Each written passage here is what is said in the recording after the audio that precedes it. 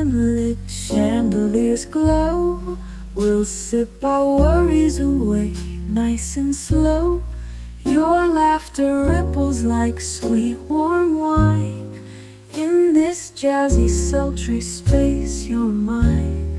The saxophone croons a velvet tune, while melodies dance beneath the moon.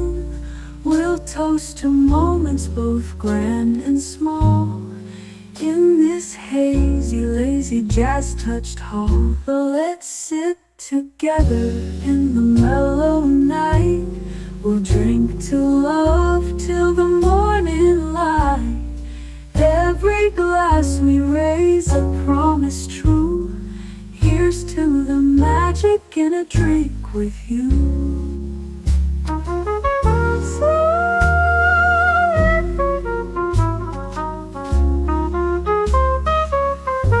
Your eyes, they sparkle with every click. Sweet rendezvous over a simple drink. We'll share our secrets in whispers low, just you and me where the jazz flows slow. The world outside fades into the mist, but here it's our own dreamy tryst. With each sip our worries drift away. Let's stay together till the break of day. So let's sit together in the mellow night. We'll drink to love till the morning light. Every glass we raise a promise true. Here's to the magic in a drink with you.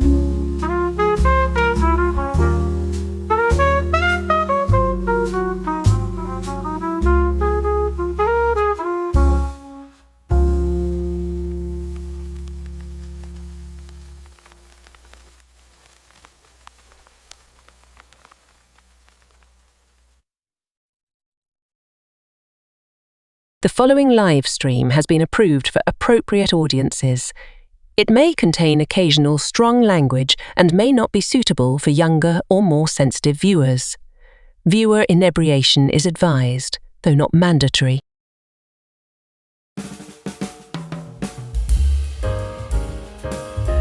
Good evening, happy Friday, and welcome to Last Call, where tonight we are finally finishing the job of 1986. You spent the last two 86 retrospective shows yelling, "You forgot this one," and I kept saying, "Patience, Grasshopper. September through December is coming." Well, the wait is over. We're talking ear-eating psychopaths in blue velvet, a knife-wielding Aussie who taught Americans what a good day really is. Paul Newman finally winning that Oscar while hustling pool, the Enterprise crew saving the whales, a talking plant who's out for blood, and Oliver Stone dropping the Vietnam gut punch that took Best Picture. Fall and winter of 86 didn't mess around. Top off your glasses. Last Call rolls the Canarble Wagon right now.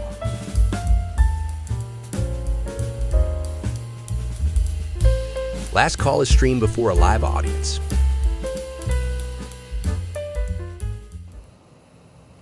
Well, va salute and welcome to the weekend. It is officially the weekend. I tend to define the weekend as starting at midday liquid lunch on Friday, because I figure the Monday through Friday people, lunchtime on Friday, you're just watching the clock. But if we're going to be official about it, this is the start of the weekend. So salute to you.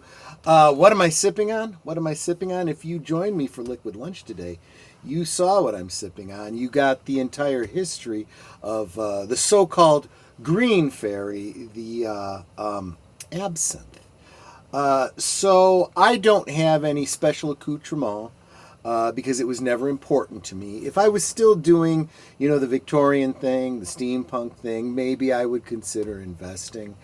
If I really liked absinthe, I might consider making the investment in one of those little slotted spoons. But as it turns out, I don't. So I've already tasted. What I did was I dropped the ice cube into it about 4 hours ago, and mixed and mixed and mixed, and it's still settling out at the bottom.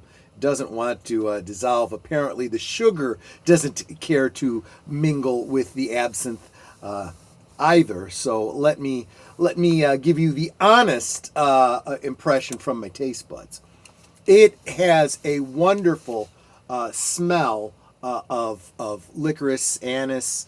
You know, it's got a great smell to it. Netter will tell you if it's any good. Oh, be careful.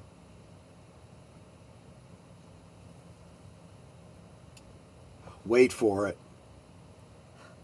Yeah. Yeah. You get a lot of fumes off of it. Yup. I mean, I just took a sip, and my mouth filled with fumes.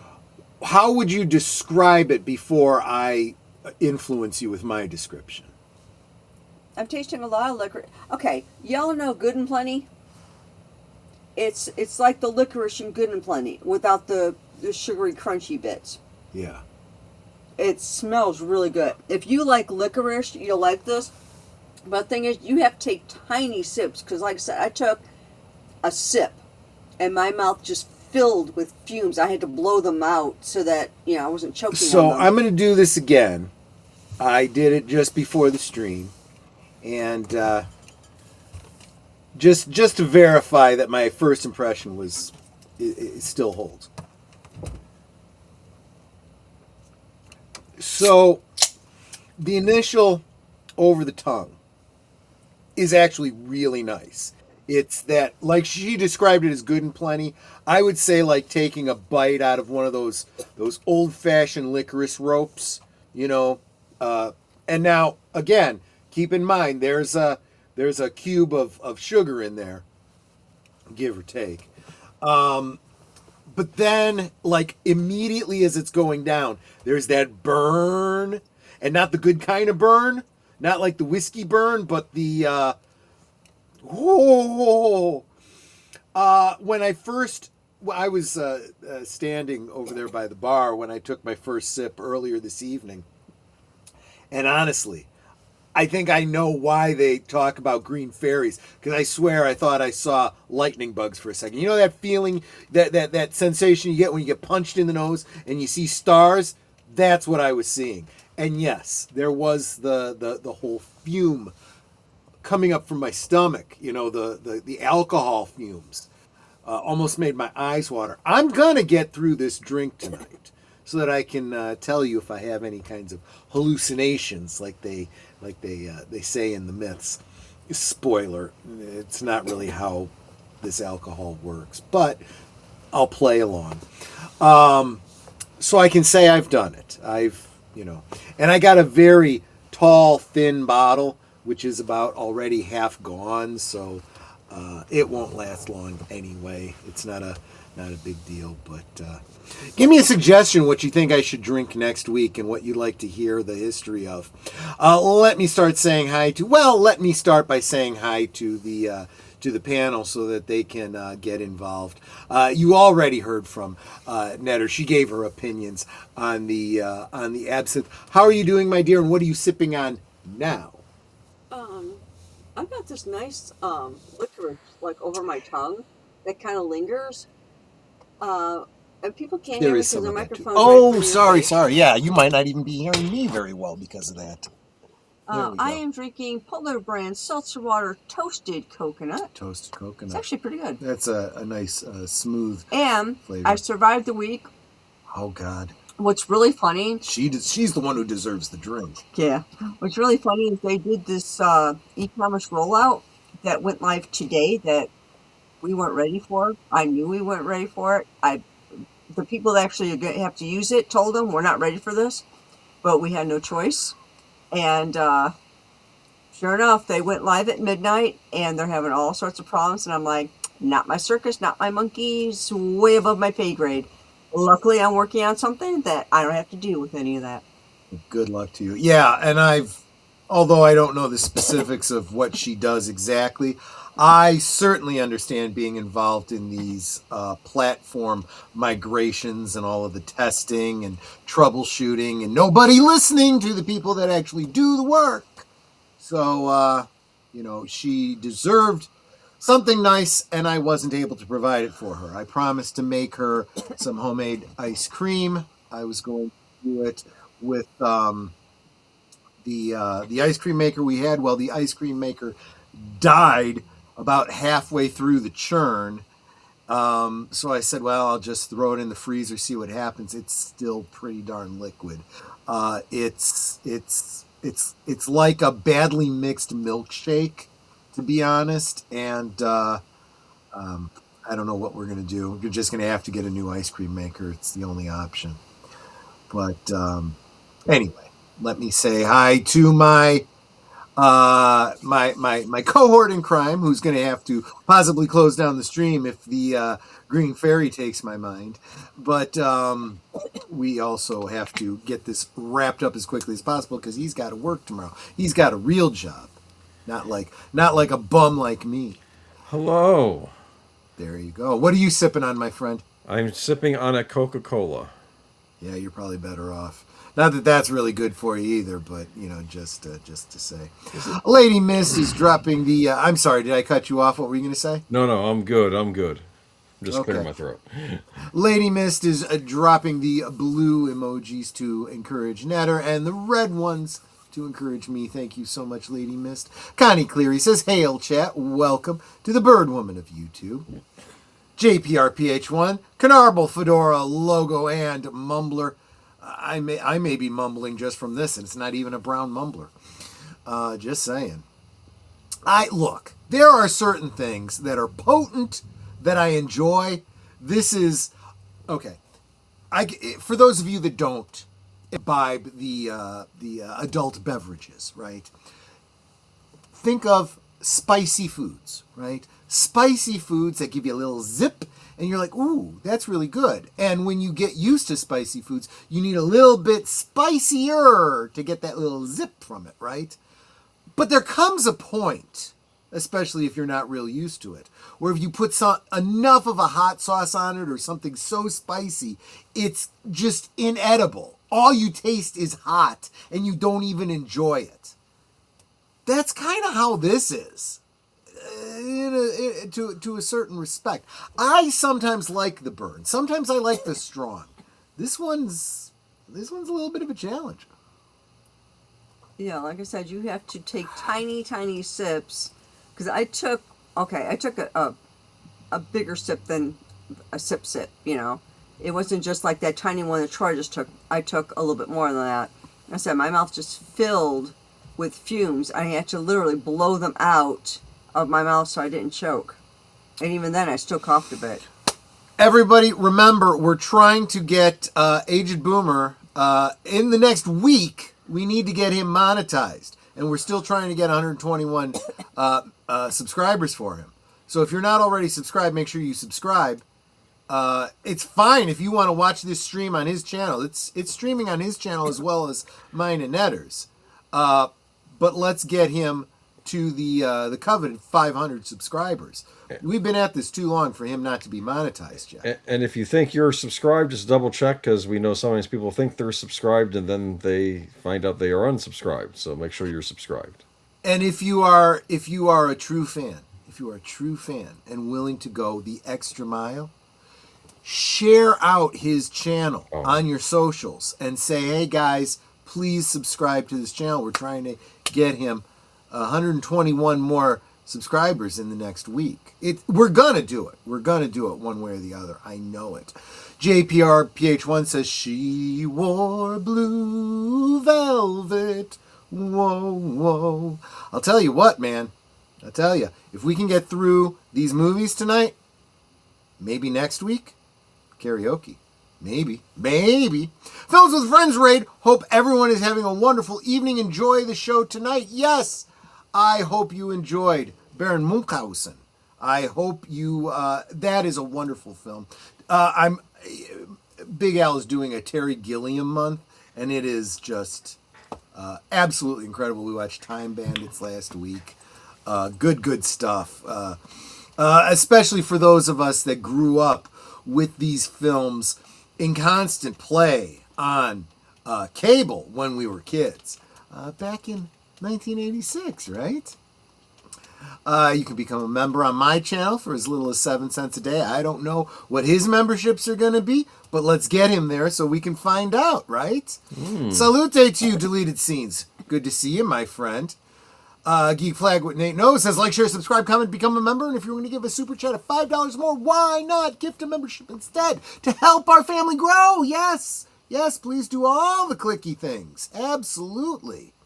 And Deleted Scene. Look, you know what? It's the ones that know how difficult it is as a YouTuber that are making that plea. We make those pleas for each other. Absolutely. Now, Nate says, Troy, I was off work today and decided to watch 2026 Masters of the Universe.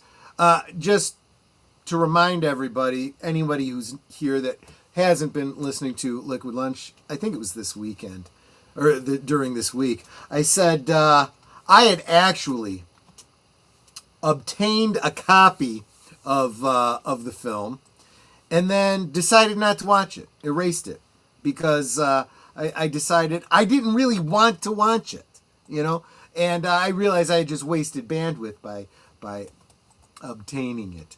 But anyway, let's get Nate's thoughts on it, because it was free for him on Amazon. And man, Tom Connor's rant was much too restrained. This movie was infuriatingly bad. Friends, I encourage you to go check out, over on Retro Blasting, he did a video that breaks down basically his... Has he posted it yet? Maybe I've only seen the Patreon previews of it. Don't know. Go check it out. Make sure you're subscribed and hit that notification bell on Retro Blasting, because he's got a video where he breaks down the movie, and it's freaking amazing.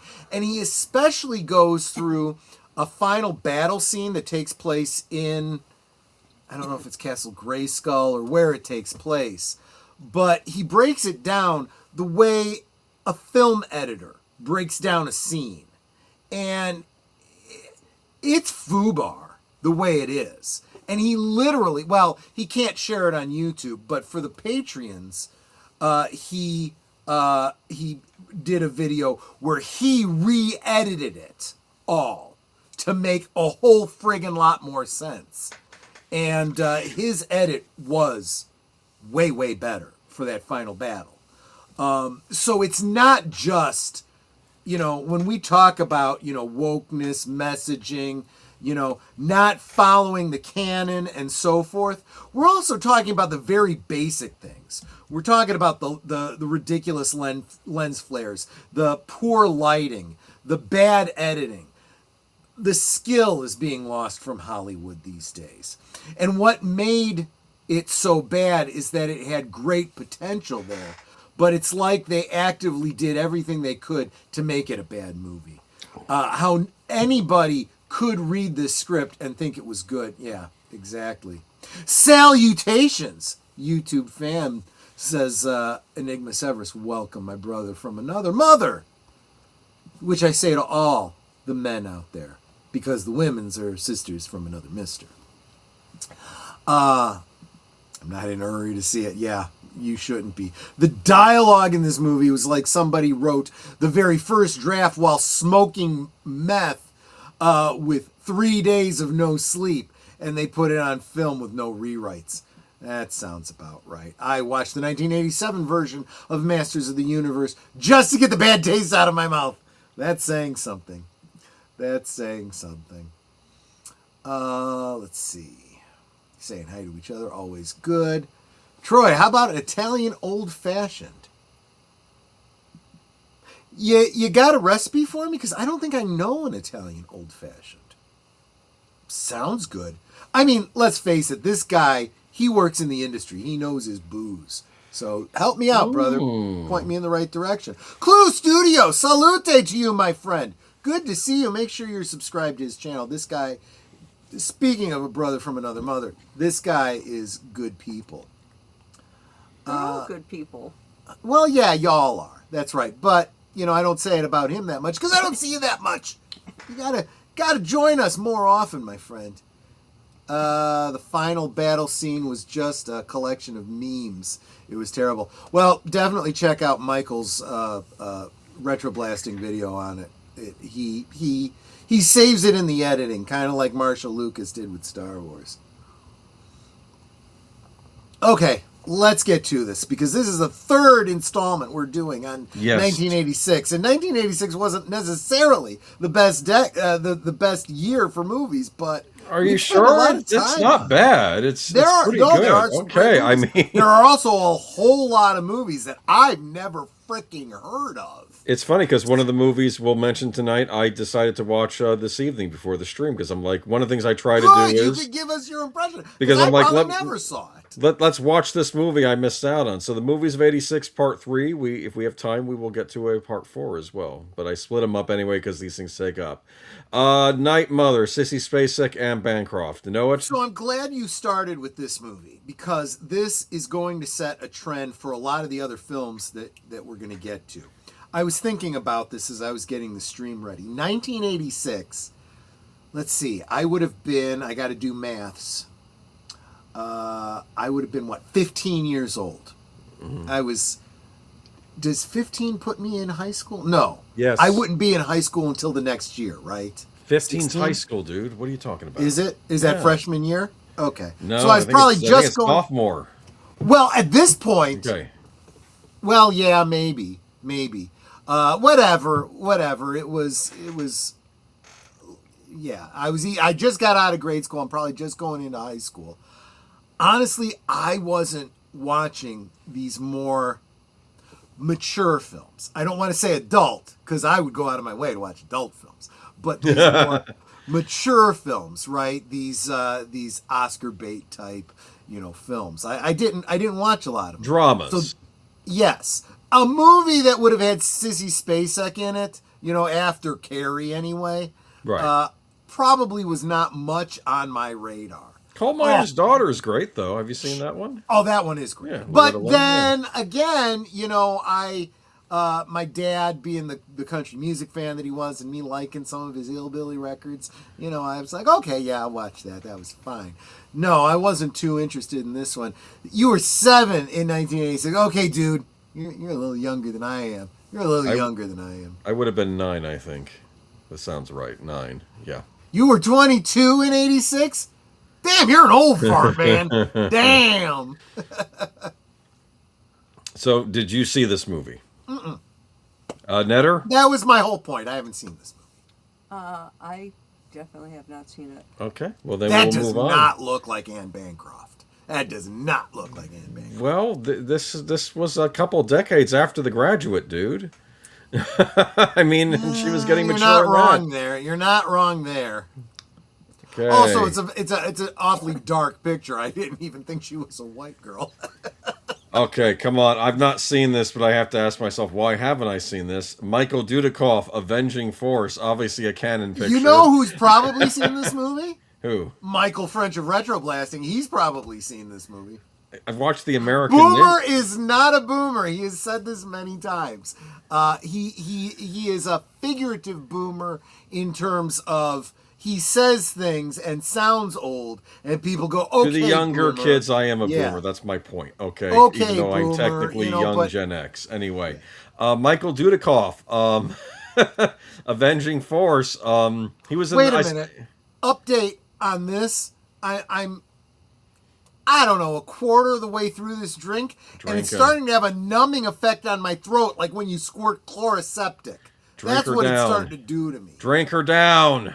Yeah, and he drink wants her down. Me to drink and shut up so he can talk. That's what it is. Anyway, Avenging Force, Michael Dudikoff, he was in the American Ninja movies. I have seen those. And one thing you'll notice when you watch the American Ninja movies, and Michael Dudikoff is wearing his tight jeans, he's either sporting something extra or they gave him something extra to sport. Like maybe somebody shoved a cucumber down there, if you know what I mean. Yikes. Yikes. For the ladies, I assume. But anyway. Ernie from Twin Peaks wrote Avenging Force. Oh, you got to be kidding me. I'll take your word for that. I'll take your word for that. I believe that. That's wild. That is just... I need to watch this. It's the action film of the year, but... Is this a canon film? But canon, you released Delta Force this year. Are you saying this outdoes Delta Force? I don't know. Michael Dudikoff is avenging force. Anyway, moving on to... In a world full of explosions and fire. Yes. Speaking of Twin Peaks, a.k.a. David Lynch, a.k.a. Kyle MacLachlan, look, Blue Velvet. Right. So we have done... I think we've done more than one rewatch on this. Let me know if I'm off base here, deleted scenes. But we did at least one rewatch during Live from Sparkwood 21. When we were... we had gotten all the way through all of the Twin Peaks episodes, including the third season. Fire Walk with me, and we were starting to look at some of David Lynch's films. Because I said, I feel that if you really want to understand Twin Peaks, you got to understand David Lynch, and you can't understand David Lynch unless you watch key films of his. And in a lot of ways, Blue Velvet is a prototype to Twin Peaks, right? Obviously, Kyle MacLachlan's playing a different character. What's her name? Isabella Rossellini. No. The General Blue Hair from Star Wars. What's her name? Darn it. Yeah, I hate it when yeah. this happens. I know, right? We're having a boomer Laura movie. Dern. Laura Dern, right, Yes. plays his girlfriend. She is not playing any other role that she has played in other Lynch films like Wild at Heart. But, yes, thank you, deleted. You're on, the slight delay. I'm going to say 3-second delay, but it's more like 6 seconds because it takes you time to type and send it back. By the way, this is the French poster I have up here. There you go. The American poster looks a little torrid, if you see it. Yeah, but it's a pretty seamy type of movie. Yes. I mean, it was for me and 15-year-old Troy. Yes. But that ear with the ant crawling over it. But I can't even repeat the lines that what's his name? I'm drawing. Frank. Dennis Hopper. Dennis Hopper. He is snuffing the nitrous oxide. I can't even say the things that he says because it's like, oh God, oh man, oh. I made a joke that you need to give Frank a Mad Libs book, and he would just write F, F, F, or adjectives and just for every word. Yeah, right. Well, and it could be used as a noun, it could be used as a verb, it could be used as an adjective. So yeah, you're right. You're absolutely right. Smurf and Smurf, I'll Smurf your Smurf and Smurf. Baby wants to Smurf. Oh God, that movie. Anyway, let's not spend too much time. That's the airline version with Smurf. Yeah, right. You can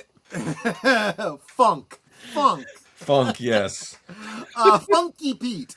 Let's not spend too much time on this one because we've already you can go over to our playlist for Live from Sparkwood and 21 and hear our very detailed commentary. 2-hour commentary.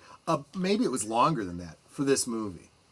One question before we move on, though. Is this one you saw in the theater, or did you catch it on cable or VHS before we move on? VHS. This was one I saw, 86.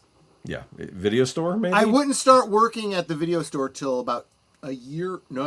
It was about two and a half years later. But you rented it, right? And I brought it home because, Twin Peaks, and so Twin Peaks wasn't until the early 90s, right? 89, I think it starts. Okay, yeah, I'll be 89. honest. 15-year-old Troy, there was only one reason I was seeing this movie. Let's be honest. Well, I revisited it for other reasons. The cover makes it look like a 9.5 week style movie, the American cover. That's why I didn't use it, because I feel it's kind of a cheat on what the movie's really about. Fair. It's not, I don't really find it... Anyway, but what was I going to say? It's a... I don't remember asking you a Mother Smurfing thing. Mother Smurfer. Yes. But anyway, I'm getting fucking... I'm getting smurfing tired of these smurfing snakes on this Mother Smurfing plane. Now, I had heard of this movie because it was on Showtime, and I think my older siblings might have caught it, but the one guy said it was disturbing, the ear part or whatever. It's not just that. everything Frank does. Yeah. Dean Stockwell's character and all of that stuff. Yeah. And this is, whoo, my gosh, yeah. I don't think I actually watched it until after I was a Lynch fan through watching Twin Peaks, and I started seeking out his other stuff. So then I looked for this movie. Yeah, but that was years later. No, I like this was actually. I'm glad you wrote it out for me because this makes it easier. Clue. Say Smurf again, Mother Smurfer. I dare you. I double dare you. Say Mother Smurfer. The Men's Club. You see this? Boom! Exactly this, right? Because you would think I would have seen this movie, right? Because Jennifer Jason Leigh, that cover, right? Honestly, but what a cast! Cindy Pickett, Rebecca Bush, right? It looks like it has a big Gina cast. Gallego. Yeah. I mean, it was even for me, Stockard Channing. Okay, I know that's not every guy is into Stockard Channing, but I'd take a little Betty Rizzo, but there were guys in this movie too, apparently. Harvey Keitel, Frank Langella, Richard Jordan, David Dukes, Roy Scheider, Treat Williams. Good cast. Great cast. Never saw this effing movie. So maybe one to look for now, maybe. I don't know. I mean, I've watched some of the clips, because when you go to the IMDb to look at, and you see, like oh damn, I need to see this movie. Holy cow, I need to see this movie. Yeah, it might be good. We just didn't see it. That's all. That's one. Oh, I need to see this movie. Okay, but I know nothing about it. If you've seen it, tell me about it. Is this the one that you've seen? Me? Yeah. No, I've not seen it. Okay, well, let's move on then. I love Jennifer Jason Leigh from The Hateful Eight. I know, right? Yeah. Oh, she's been in a lot of stuff. She was in Fast Times at Ridgemont High. Remember, wasn't that her first one, I think? Full Frontal, yeah, absolutely. So another one looks good. Where the River Runs Black. Yikes. Never heard it. I heard of where the river runs through it, but not where the river runs black. Do you know anything about this movie? No. Charles During, Peter Horton, Dana Delaney. I'm a big fan of Dana Delaney. Oh, I love Dana especially Delaney. in a certain movie. But anyway, a couple certain movies, yeah. American drama film directed by Christopher Kane. Something to do about a missionary priest in the Amazon. What the heck happens? I don't want to get spoiled for this. What is this? So, I don't know, but when you talk about a missionary priest in the Amazon, I think of, no, he was a doctor. I'm thinking about Sean Connery. That was a whole different movie. Never mind. Don't know this movie. It might be good, might not be. We just don't know. Okay. Yeah. All right. Moving on. Speaking of Sean Connery, not the movie I was talking about. Not the movie I was talking about. Have you seen this movie? I think I saw it on cable, but I don't remember a damn thing about it. Medieval times. He is I believe, a Franciscan. Is he a priest or a monk? I want to say monk. Okay, maybe he's a priest. He has a Keanu Reeves plays his, I guess, apprentice. I'll say that. Okay, and it's all about how murders are happening at this monastery. Very interesting. They have to discover it. And of course, there's a meeting of and he's along there because there's going to be a meeting of all these different, I guess, priestly orders. It's funny because the Franciscans are having a nasty fight with, I guess, I don't know whoever the papacy priests are, but they were like saying, the question isn't about whether Jesus Christ was poor, it's whether the church should be poor, because they're all wearing fine linens, whereas Franciscans were all about there's poverty, a lot of passages from the Bible. The gospel from literally quoting Jesus, aimed at the Pharisees. Yes, they could absolutely be. Well, that's the impression you get. Like the Franciscans were the one fighting against these, whether more like the Pharisees. Yeah, but there's murders going around behind all these. You have to figure out who the murderer is and why the murderers are happening, and it's an interesting reason. I'm not going to say what it is. I am going to check this movie out eventually.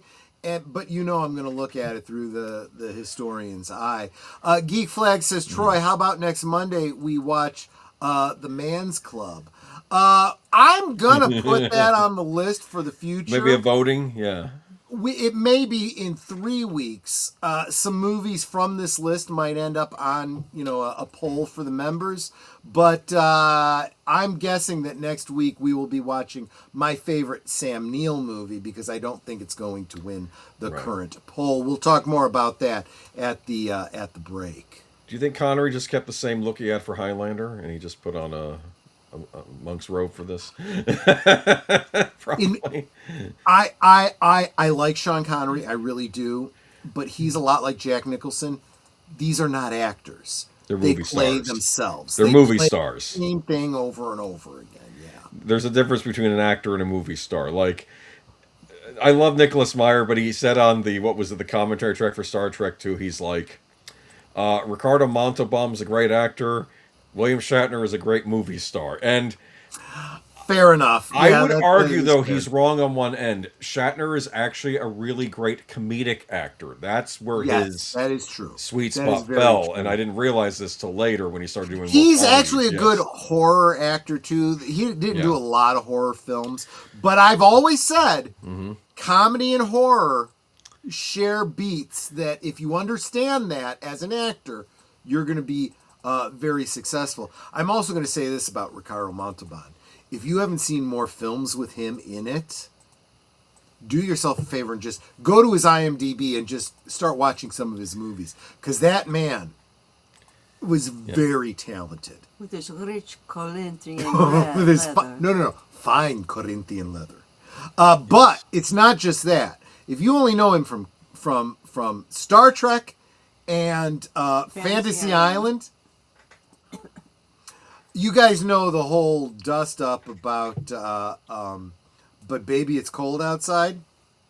Look it up on YouTube, or just go to the movie, right? He is the center of that exchange about Baby It's Cold Outside. Crocodile Dundee. Now, this is unlike every other film that we've pretty much looked at. I've seen this one like 25 times. I mean, I love this film. This is Paul Hogan, who became a household name after this movie came out. I remember seeing this in the theater when it came out.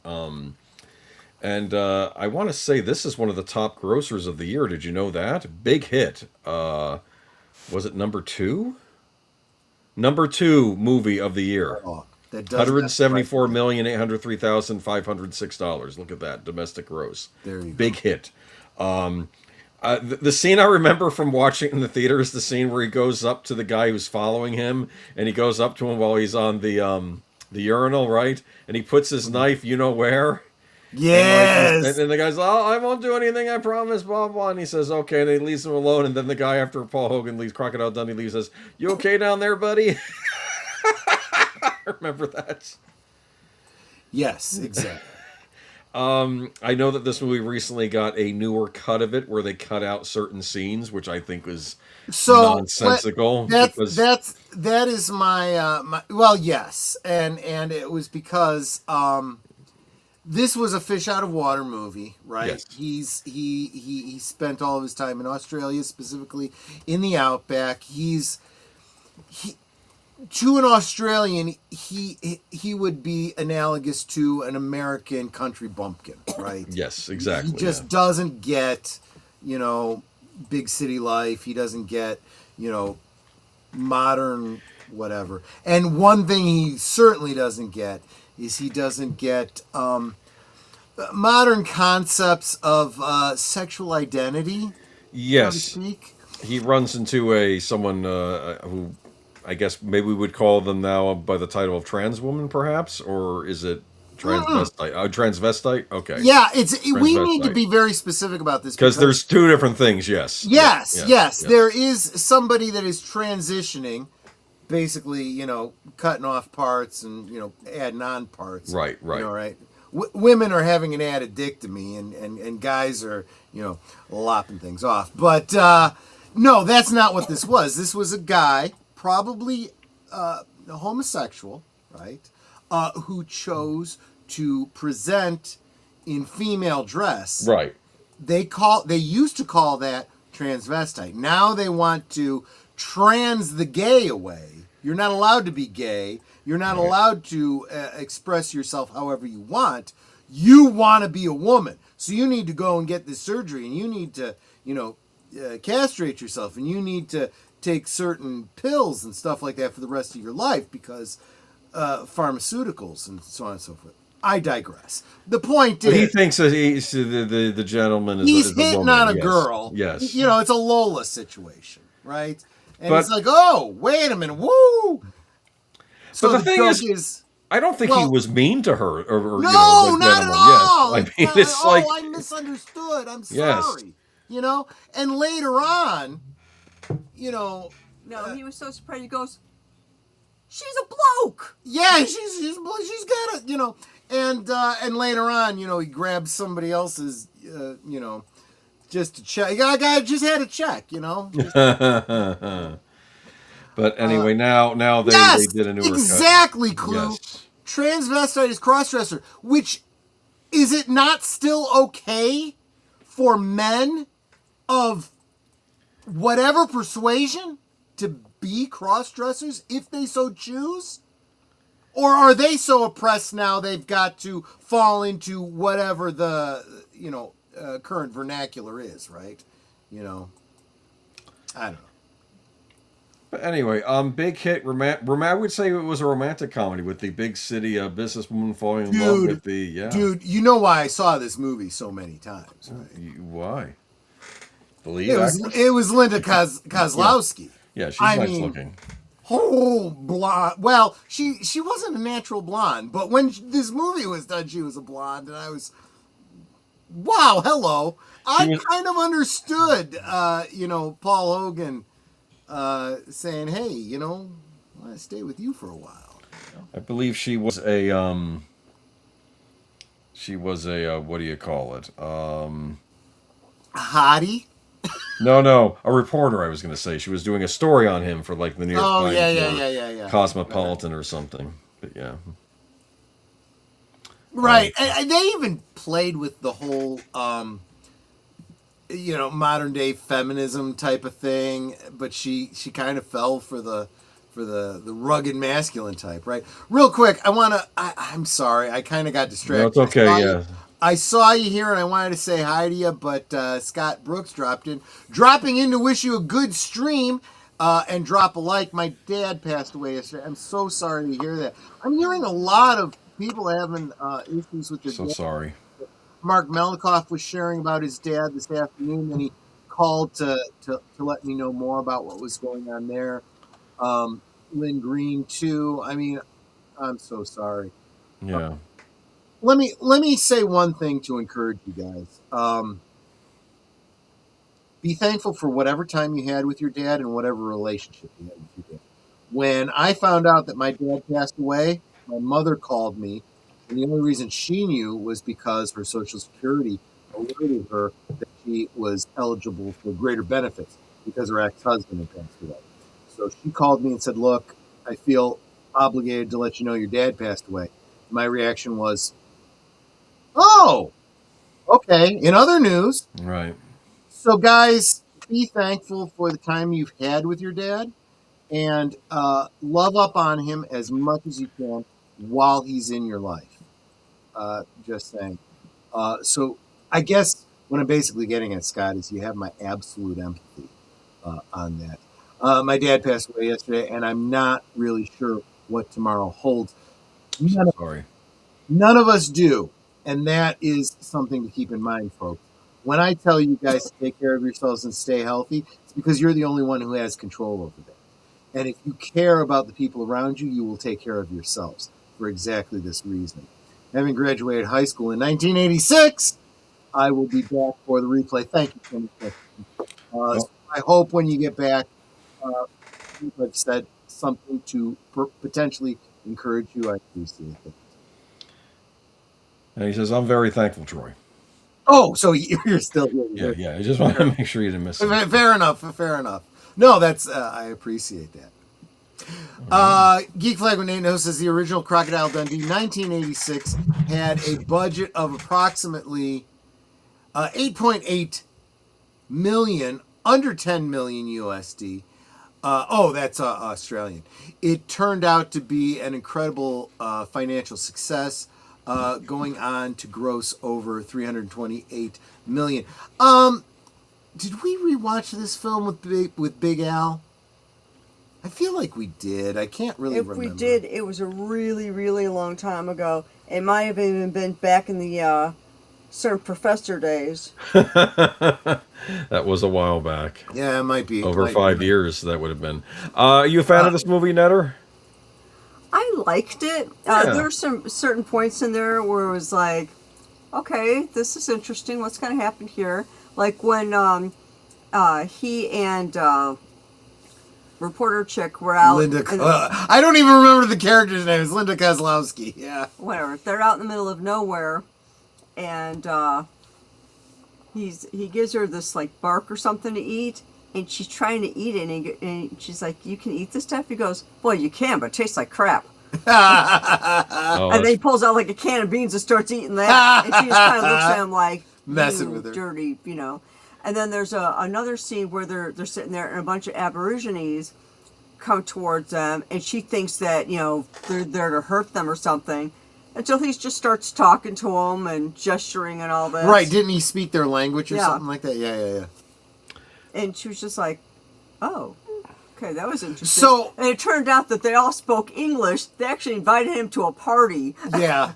So the story here too, I guess we should really, basically Crocodile Dundee, I said it was a fish out of water. It's kind of like Tarzan, yes. The guy from the Outback. Who grew up the Outback, ends up in the big city. There's this great scene which, I don't know, today it might be considered racially insensitive. Nate and Clue, maybe you guys can set me straight because I'm the white boy here, but there's this great bit where he meets a black guy who happens to be employed as a chauffeur in the city, and he says, "Oh, what tribe are you from?" He's like, "What? What are you talking about?" But there's great repartee there for somebody who just has a different experience with people of a different color, because he's thinking Aborigine. He's not thinking, And of course, the best part of the whole film, some guys come up to him and the chickie boo with a knife going, "Give me your money." He goes... It's a switchblade, wasn't it? Yeah. He clicks the switchblade, he goes, "Give me your money, man." And he goes, "Excuse me?" And Linda, I don't know the character's name, Linda says, "Give him your money. He's got a knife." He goes, "Knife? That's not a knife." And he pulls out this big ass fucking knife. He goes, "That's a knife." And the guys are like, "Holy shit." And they took off running. There's also the scene when he's at the party, the fancy swanky party, where there's a gentleman maybe imbibing in a powdery substance. Remember that? And he's trying to snort it up his nose. And then he says, "Oh, no, you're doing this wrong." And then he takes the powder and boils some water and puts it, and he puts a towel over his head. You got to let it go. Right, and they're all trying it because there's like, that was like a fucking $1,000 worth of coke. I know. So, okay. I guess, I'm doing this all out of order. I should have told you my experience with this movie. I saw this movie in the theater. Yeah, so did I. I saw this movie in the theater with my mother. Yep, me too.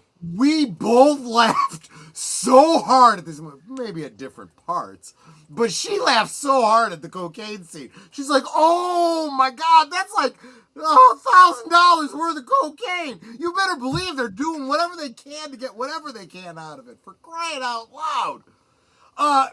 Boomer, you would know this better than I would. Spaceballs, 86 or 87? It's not on our list tonight. I would have put it here, so it must be 87, yeah. There you go. Because I would have seen it. I will say this. I think there's a reason you and I saw it in the theater. I think everybody was seeing this thing in the theater. Second top grossing of the year. I hope I'm not speaking out of turn, Clue. I think this is probably true for both of y'all. Let's face it. If you're of the melanin-inspired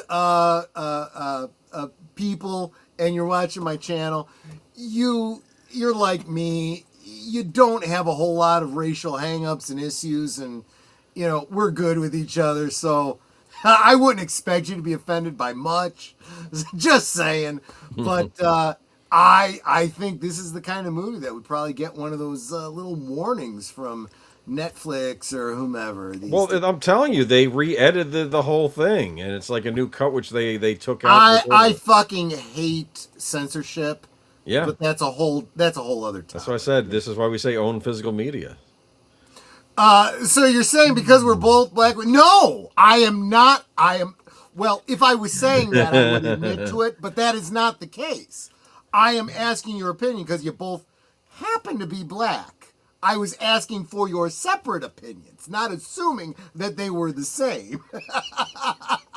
We're not sensitive, Troy. We're old school, dude. I'm glad you're not sensitive because we got some. This other is what I'm juicies talking coming up about. tonight. This is what I'm talking about with this whole modern age of refighting the same thing. Back in the 80s and 90s, it meant something different to say I had black friends. It meant I went to school with some guys that were black. Didn't think much of it. They were my friends. It didn't matter that they were black. But we talked about, things differently because they were black, I was white, and we learned from each other. And it was an awesome thing. There was a church that Troy and I belonged to, and one of the things that we were going to be doing... I know the story she's about to tell. Is we were going to, Cabrini Green area here in Chicago, which is predominantly black. And so we've got, a bunch of people from our church there. We're black, white, Hispanic, everything. Mm-hmm. And the guy leading the group, because what we were doing is we were giving out information for people who had kids so they can get free vaccinations and stuff like that for their kids. We were literally in the Chicago projects. Yeah. Just saying. And the guy heading up the whole thing goes, okay, make sure you have a brother with you. So I just grabbed the guys on either side. Remember, this is a church group, so we assume every male person there is a brother. Yeah, brother. Not thinking a brother. Yeah, so I grabbed Troy, I grabbed another guy, and I'm like, okay, I'm set, because they want us to be in groups of 3. He goes, no, ma'am, you want a brother. And then he kind of rubbed his wrist to show color of skin, And I looked around, and it's like, because we didn't see color, And I got to tell you, talk about culture shock. I mean, going around and some of the things we saw when we knock on doors. So I was kind of glad that we had someone to kind of shepherd us and say, bro, let's just kind of go. Because they know the area. I got you. I didn't think this would we would get on a racial thing, but let's face it. I am secure in my relationship with Clue and with Nate, but I've probably been canceled by people just randomly stopping in. Just saying. It's all right because we got some doozies coming up. This subject will be. We certainly do. Let's get on to the next one. Okay, I don't know this one. Half Moon Secret. I certainly do. I certainly do because of Cable. Is this an erotic thriller with Sigourney Weaver? Is this the impression? I wouldn't, okay. Well, because I know she has a line of work that she does in this, right? Yes. Okay. Let's say this is the first movie. Okay, if you saw Alien, right? And you saw the scene where she's getting ready to get into the pod. I know that scene. Yes. Oh yes. Well, this takes it to the next. This was the first movie I saw her boobs in. Okay, let's just be clear. She works as she works as. She has 2 jobs basically. Yes. Yeah. That's the important point. She's got these 2 lives that she's. They did a movie with Kathleen Turner in the 80s, which was similar, where she had a double job thing going on too. Well, yeah, we'll talk about Kathleen Turner a little bit later, but so. She does things for pay, nowadays it would be OF, and you would spend money to get a personalized video made. Well, they would pay money to get her to do certain things. And there was this one guy who had this desire to see her doing a workout. I mean, literally an exercise workout where she's riding one of those stationary bikes, topless. It's like I would, if it was on videotape, I would have worn out the videotape in that place. But I saw it on cable multiple times. Also, she had this. Well, I'm not going to get into the other things. Check out the movie for yourself. If you're a Sigourney Weaver fan, if you think she's hot, check out Half Moon Street. It's just saying. Okay. I have no desire to see her boobs. Yeah, no, that's probably not for you if you're not into chicks. Just saying. Children of a Lesser God, William Hurt, Marley Martin, who I believe was a deaf actress, right? And this was sort of about that, right? Yes, okay. I do know Marley Maitland. Maitland, I've seen a lot of films that she's been in. Not this one. I'm sorry. Deleted scenes. Okay.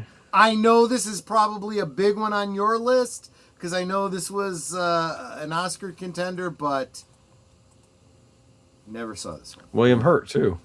Okay. Yeah, he's great. Netter, have you seen this? I have not. I've heard of it. Okay. I've never seen it. Well, then we will move on because we got plenty more to go through. Yeah. Around midnight. This actually one sounded kind of interesting. It's about jazz and musicians, but. Dude, this sounds so on point for me. This might be something you would like, actually. Who's Absolutely. in this? It actually uses, let me see, American musical drama directed by Burkhart, with a soundtrack by Herbie Hancock. And the title comes from Thelonious Monk's 1943 composition, Round Midnight, which is featured in this film in a Hancock arrangement. This actually sounds like your cup of tea, actually. It really does. Yeah, it so really this might be worth does. checking out. Sandra Reeve New Phillips York. is in this movie. I really do need to check. Like it's a period piece, 1950s too. Might be check it out. Oh, dude. Yes. So one Yes, to look Herbie for. Hancock is actually in the movie. Yeah, Excellent. he plays a character named Eddie Wayne. I need to see this movie. Yeah. Absolutely. This looks good. You know who else appears in this movie? What? In a smaller role? Martin Scorsese. It's funny to see him act. He does little bits here and there. Yeah. Yeah. So I He has need that to check voice in this this. out. I really need to check this out. But I don't know anything about it. Tough Guys. You have seen this one, hopefully.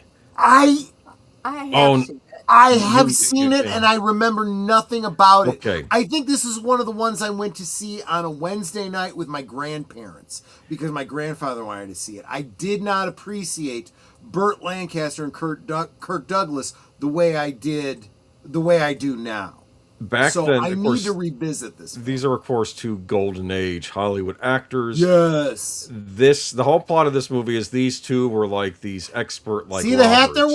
wearing? Yes. Just saying. They were old school, like gangster types, like they robbed places and they go into jail. So they went to trial, they got their sentences, then they get out and they're elderly gentlemen. And poor Burt Lancaster, he gets put into a home because he's too old to get a job, so they put him in a nursing home. Yep. Where he actually ends up romancing with one of the elder nurses there, which I thought was interesting. And then Kirk Douglas is on his own, and he doesn't know what to do. Like he's like he finally decides to go to the gym and start working out, and he actually gets a young girlfriend for a bit, but it's all Nice. awkward, and it's all about them not being able to adjust back into society. And you know what? We're gonna rob something again. Okay, I Dana will Carvey's have to in revisit this Yeah. film. Like I It's a said, good I movie. think I saw this with my grandparents and remember zero about it because I was completely checked out. I have to revisit this movie because it sounds like it's totally up my alley. This probably falls into the whole color of money thing, which we'll get to later on. I think it's kind of a movie about ageism, how they're not necessarily treated well, not because of their criminal record, just because they're old. Yeah. What did you saw this though, Netter? Right? Did you like it? I thought it was a good comedy, actually. Yeah, I saw it a million years ago. A million years. We'll rewatch it. We absolutely will check this one out again. Eli Wallach is in this too. Ah, there you go. He's a guy that's been waiting for them to get out of prison because he wants revenge on them for something. Yes, and he's like another old time gangster. Yes, he's in this as well. Going back to the previous one, I met Herbie Hancock at Atlanta Jazz Festival. Oh, Damn, excellent. man. Look, if all you know about Herbie Hancock is that pop rockin', with the robots and stuff, dude, he's check him out. Check out his music. It's probably available on YouTube somewhere. Check it out. Yeah. Oh, deleted scene says Eli Wallach keeps trying to kill them, but he can't remember why in the end. Oh, that's funny. It's kind of one of these long-standing grudges, and they finally ask them why, and they Right, don't remember. right. It's been so long. So it's like, Gets to the point where you almost become friends over why were we pissed at each other. yes, at the beginning. Oh yeah, that's right. That's stupid. Good comedy movie. Two legends in their older age. I'll I revisit liked this it. movie. No it's doubt. not bad. I enjoyed it. Yeah. The young Dana Carvey's in this too. Yeah. Oh really? Yes. Good. Yes. Dude, can't spend too much time on this because we literally did a rewatch of this on my Color of channel. Money. The Color of Money. Filmed, well, partially. One of the pool games was filmed at a pool hall just up the street from DePaul University. So when I was going to school there, I would drive past that place every damn day, and it had a big sign, Color of Money was filmed here. Yeah. So we did a rewatch. Members of my channel, we watched the prequel to this movie, the film that this was actually a sequel of, which was The Hustler with Jackie Gleason and Paul Newman. Yes. And then the following week we watched This movie Newman where he's Cruise. reprising the role he did in The Hustler, right? Yeah. It was both great movies by different directors, different writers. It was really, really good. Really, really good stuff. They had approached Jackie Gleason to be in this movie, and he was like, nah, not what you want me to, nah, probably not. Yeah, you don't necessarily want to keep yeah, it's fine. Yeah. It's probably better best they just left that be. Deadly Friend. Wes I have Craven. no idea. I've never even heard of this movie. Okay. Wes Craven movie that I haven't seen. F me, right? I need to see Okay. this movie. Plot of this movie is you have this young man, I forget his name, but he's like a computer genius. Real quick, I want to say hi Yes. to Hello, Tim Hayes. Tim Hayes. Thank you so much for being here, man. Did you hang out with Tony earlier to wish him well for his 10th anniversary? Just Okay, so this is a young computer genius. He even has his own robot, and him and his mom moved to this small town. I think he got into MIT, and he's still in high school. That's how much of a genius he is. Neighbor friend played by Christy Swanson. oh. Who, maybe there's some feelings developing there, but then she also has a drunk, abusive dad. Who, like maybe slaps her around a bit, and then Christy Swanson was a hot blonde, so I had And- a who? I have a Yes, and who played the mom in Throw Mama from the Train and the Fratelli mother and the Goonies? Estelle She's in this. Getty. She's in this, and she's like the evil neighbor that hates all the kids in the neighborhood, and like they're trying to play basketball. Like if your ball falls. Wait a on her- minute. What two things did you reference? Throw Mama from a Train and the Goonies. And you didn't mention the Golden Girls, which she's most known for. She was on the Golden Girls. Estelle Getty was the mother, the old one. No, Still- I'm yeah. talking about the one that looks like the. She has an interesting face. I'm going to be kind, okay? Yeah, she looks like she was hit in the face with a cast iron skillet. It's kind of scrooched up. Mama not Fratelli. Estelle You can Getty, Google honey. that. I think Yes, it's- Estelle Getty. Oh, she was on the Golden Girls. Okay, I believe you. Okay. I'll have Jeez, to- she was Sophia on the Golden Well, Girls. now I Right, have but to- that's not who played the mama and Throw Mama from the Train. Hold on. Yeah. Hold on. Now I got to look this up. Oh my God, you guys! You're I am making me fucking work. drunk, and I know Throw better. Mama from the Train. Mother. That is Wikipedia. Come on, go there. Anne Ramsey. Oh, okay. Yeah. So. Oh not my Sophia. gosh, Rue McClanahan did not age well. Okay. I never saw her after after Golden Girls. Anyway, the plot I was gonna. This is the problem when you Google stuff. It shows you other stuff. Yeah. So this is what happens. Like you're playing basketball or something in the street, and your basketball lands on a property. It's mine now, you rotten kids! Ah! Right. You know? Right. Kind of like the Ebenezer Scrooge that Johnny Depp will be playing anyway. I'm looking forward to that movie. I'm taking Netter to see that. And It looks if we good. like it, we'll we'll talk see it the following week again. more about that on No, Sunday. so he says he's taking me without even asking me if I want to go see it. You're going to see that one. It looks good, Netter. To be fair. You'll like it probably. It looks like a proper Christmas Carol. Anyway, what was I I going to know, say? right? Yes, but anyway, No, wait, quick. I Okay. want to give an Yes. update on the absinthe. I'm getting to the last dregs.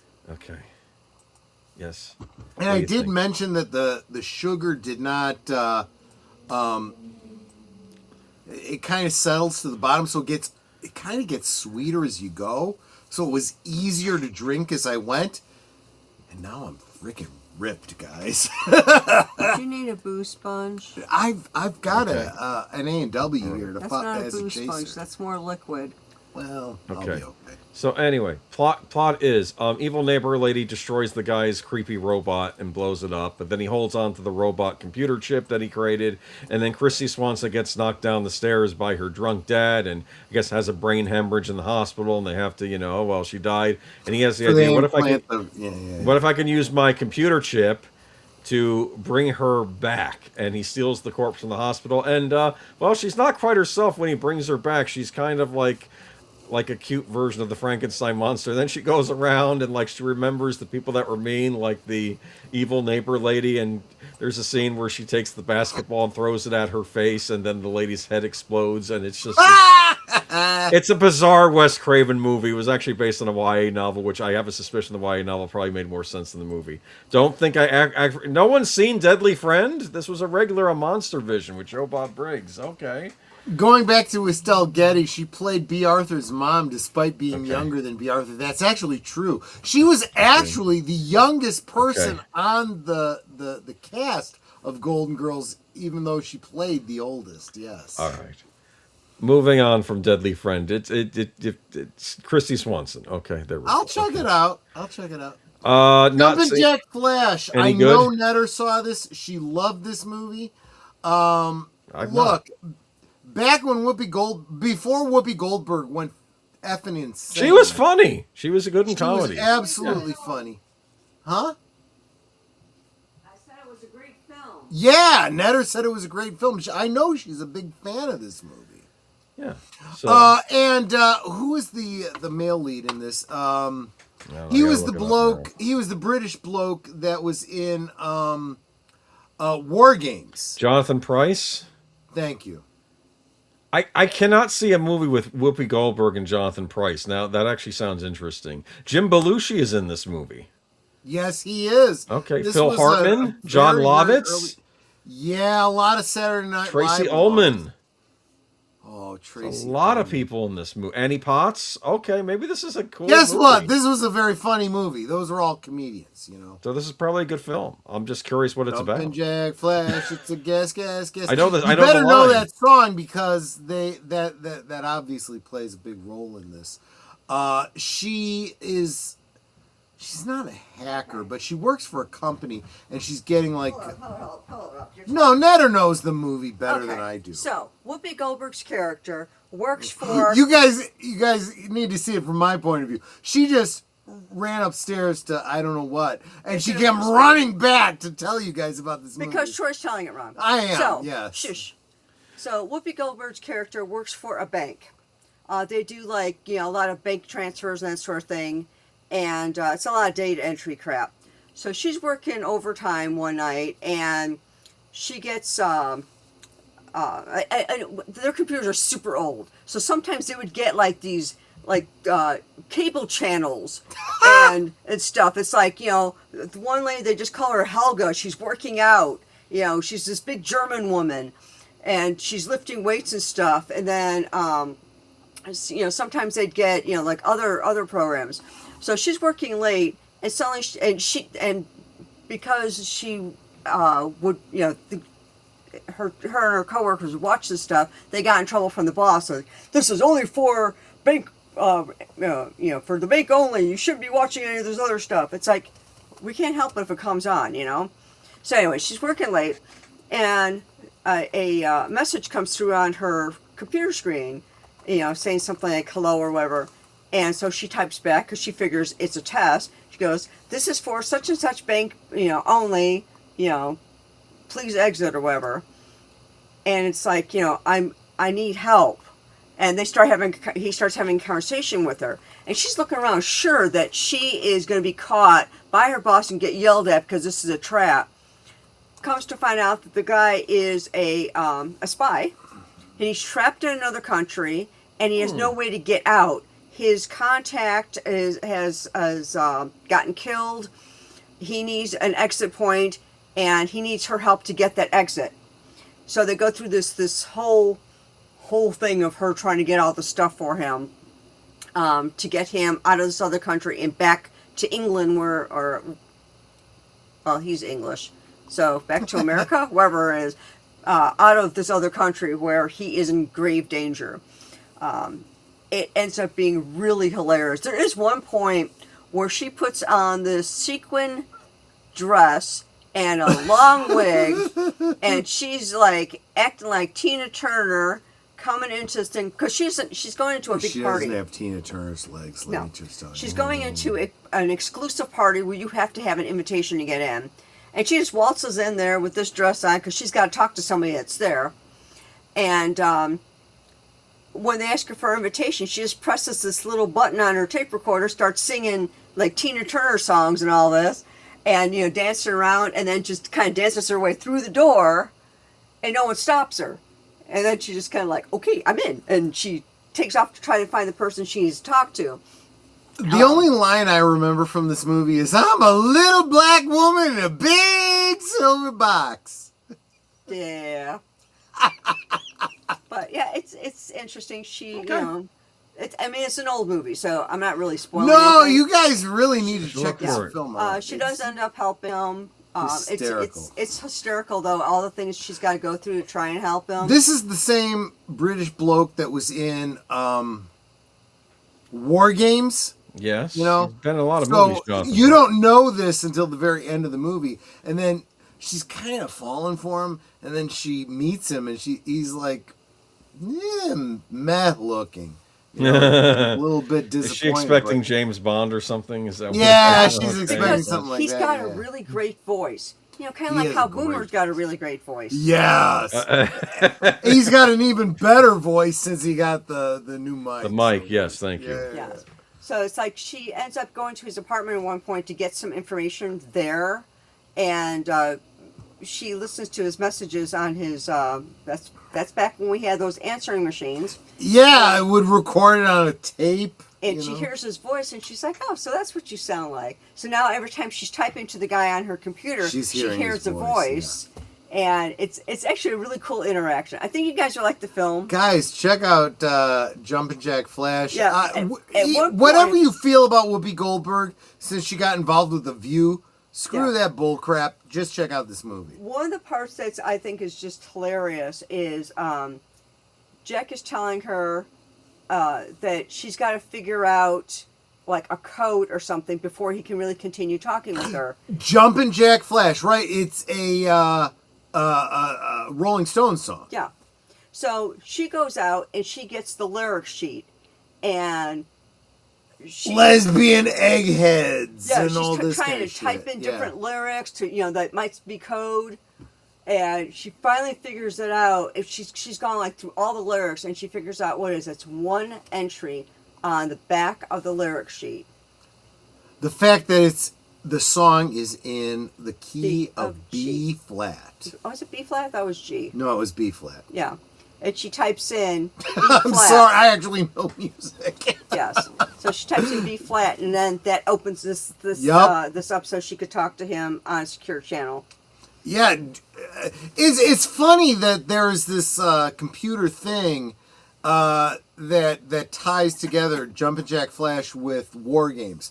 Definitely Yeah. check this movie out. It's a worth it. fun movie. It's really funny. Like I said, it's Whoopi Goldberg when she used to be funny. Yeah, before she went insane, like deleted scenes is saying. Yeah.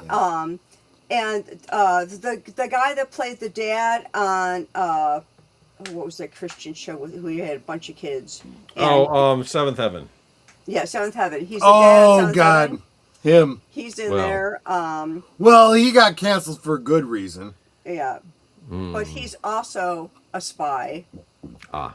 That he's like working at the bank undercover. Well, don't give away too much of the movie. They might. Anyway, so well, yeah. you're giving it a thumbs up, and I think it looks fun. Yes. So yeah.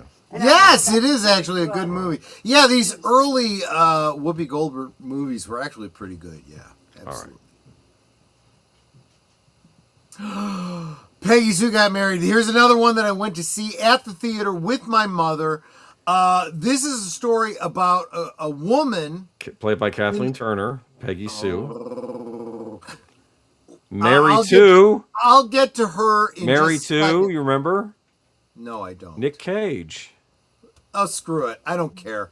I was all I wanted to be married to. No, in the movie, she's married to Nick Cage. It's funny I know. I because know. they're playing like middle-aged boomers at the beginning, and then there's a time travel thing where you go back. It's a in time travel yes. thing where she goes back to the 50s, I think it was. It's more like her brain goes back in time when she's a teenager again, right? Yeah, Yes, she's yes. in her body back Yes. in the 50s. with her but she knowledge knows- she had from the future. So, yes. like, she kind of tries to invent things like pantyhose that didn't exist back then. Right. Because for girls, that was a big deal and important and whatnot.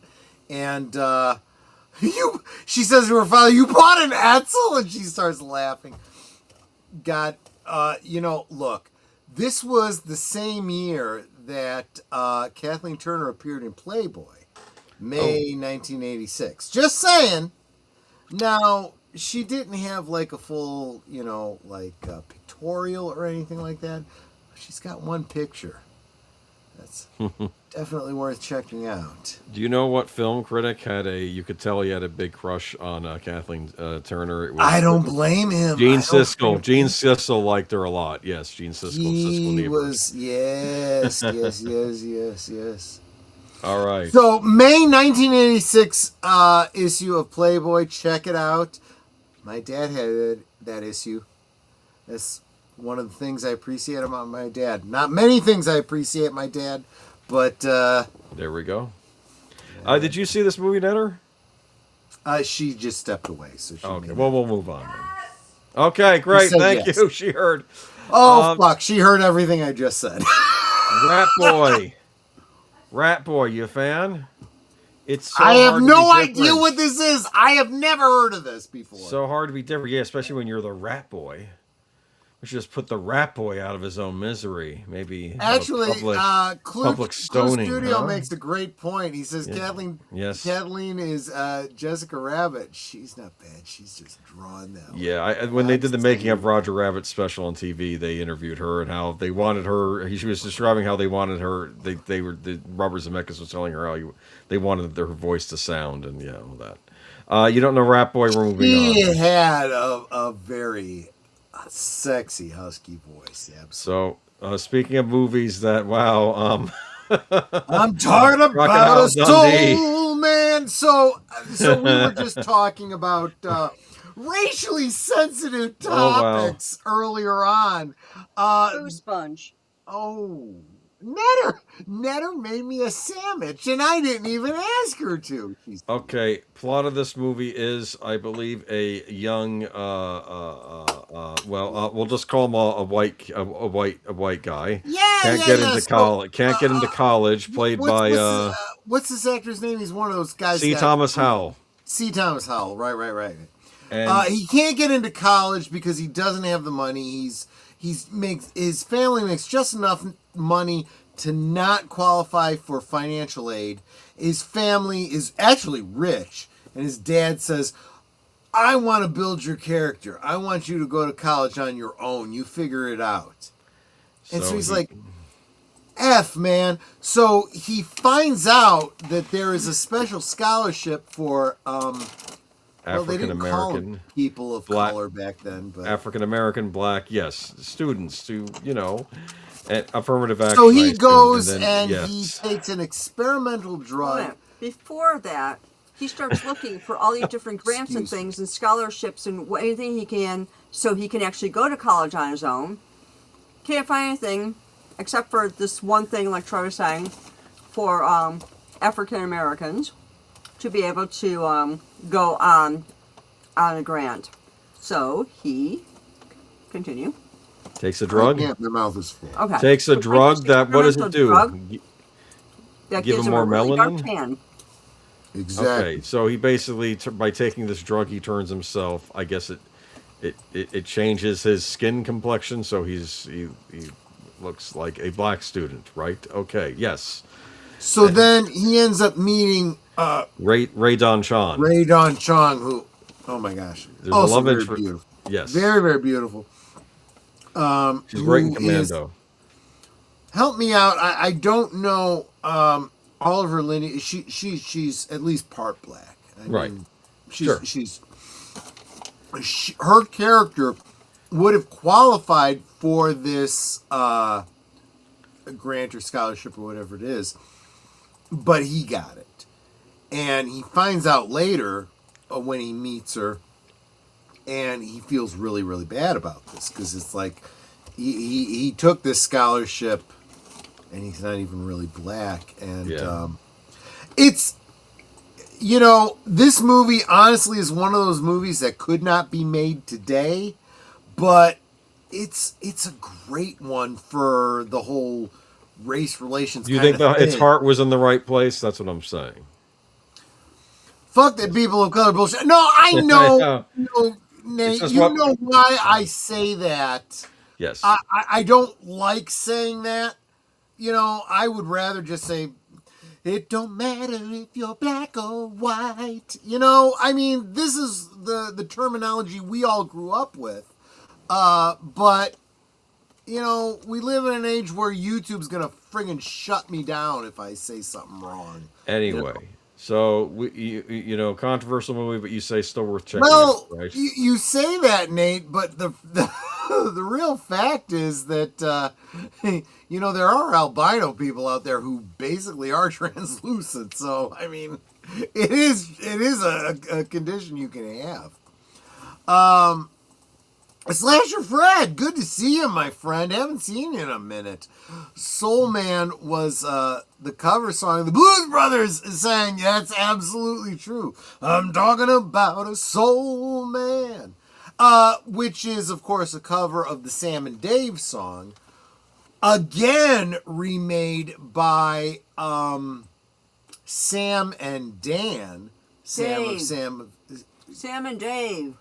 No, I meant what I said. Sam and Dan, because Sam of Sam and Dave and Dan, what's his name from the Blues Brothers? Dan Aykroyd did a version of the song after both their partners had passed,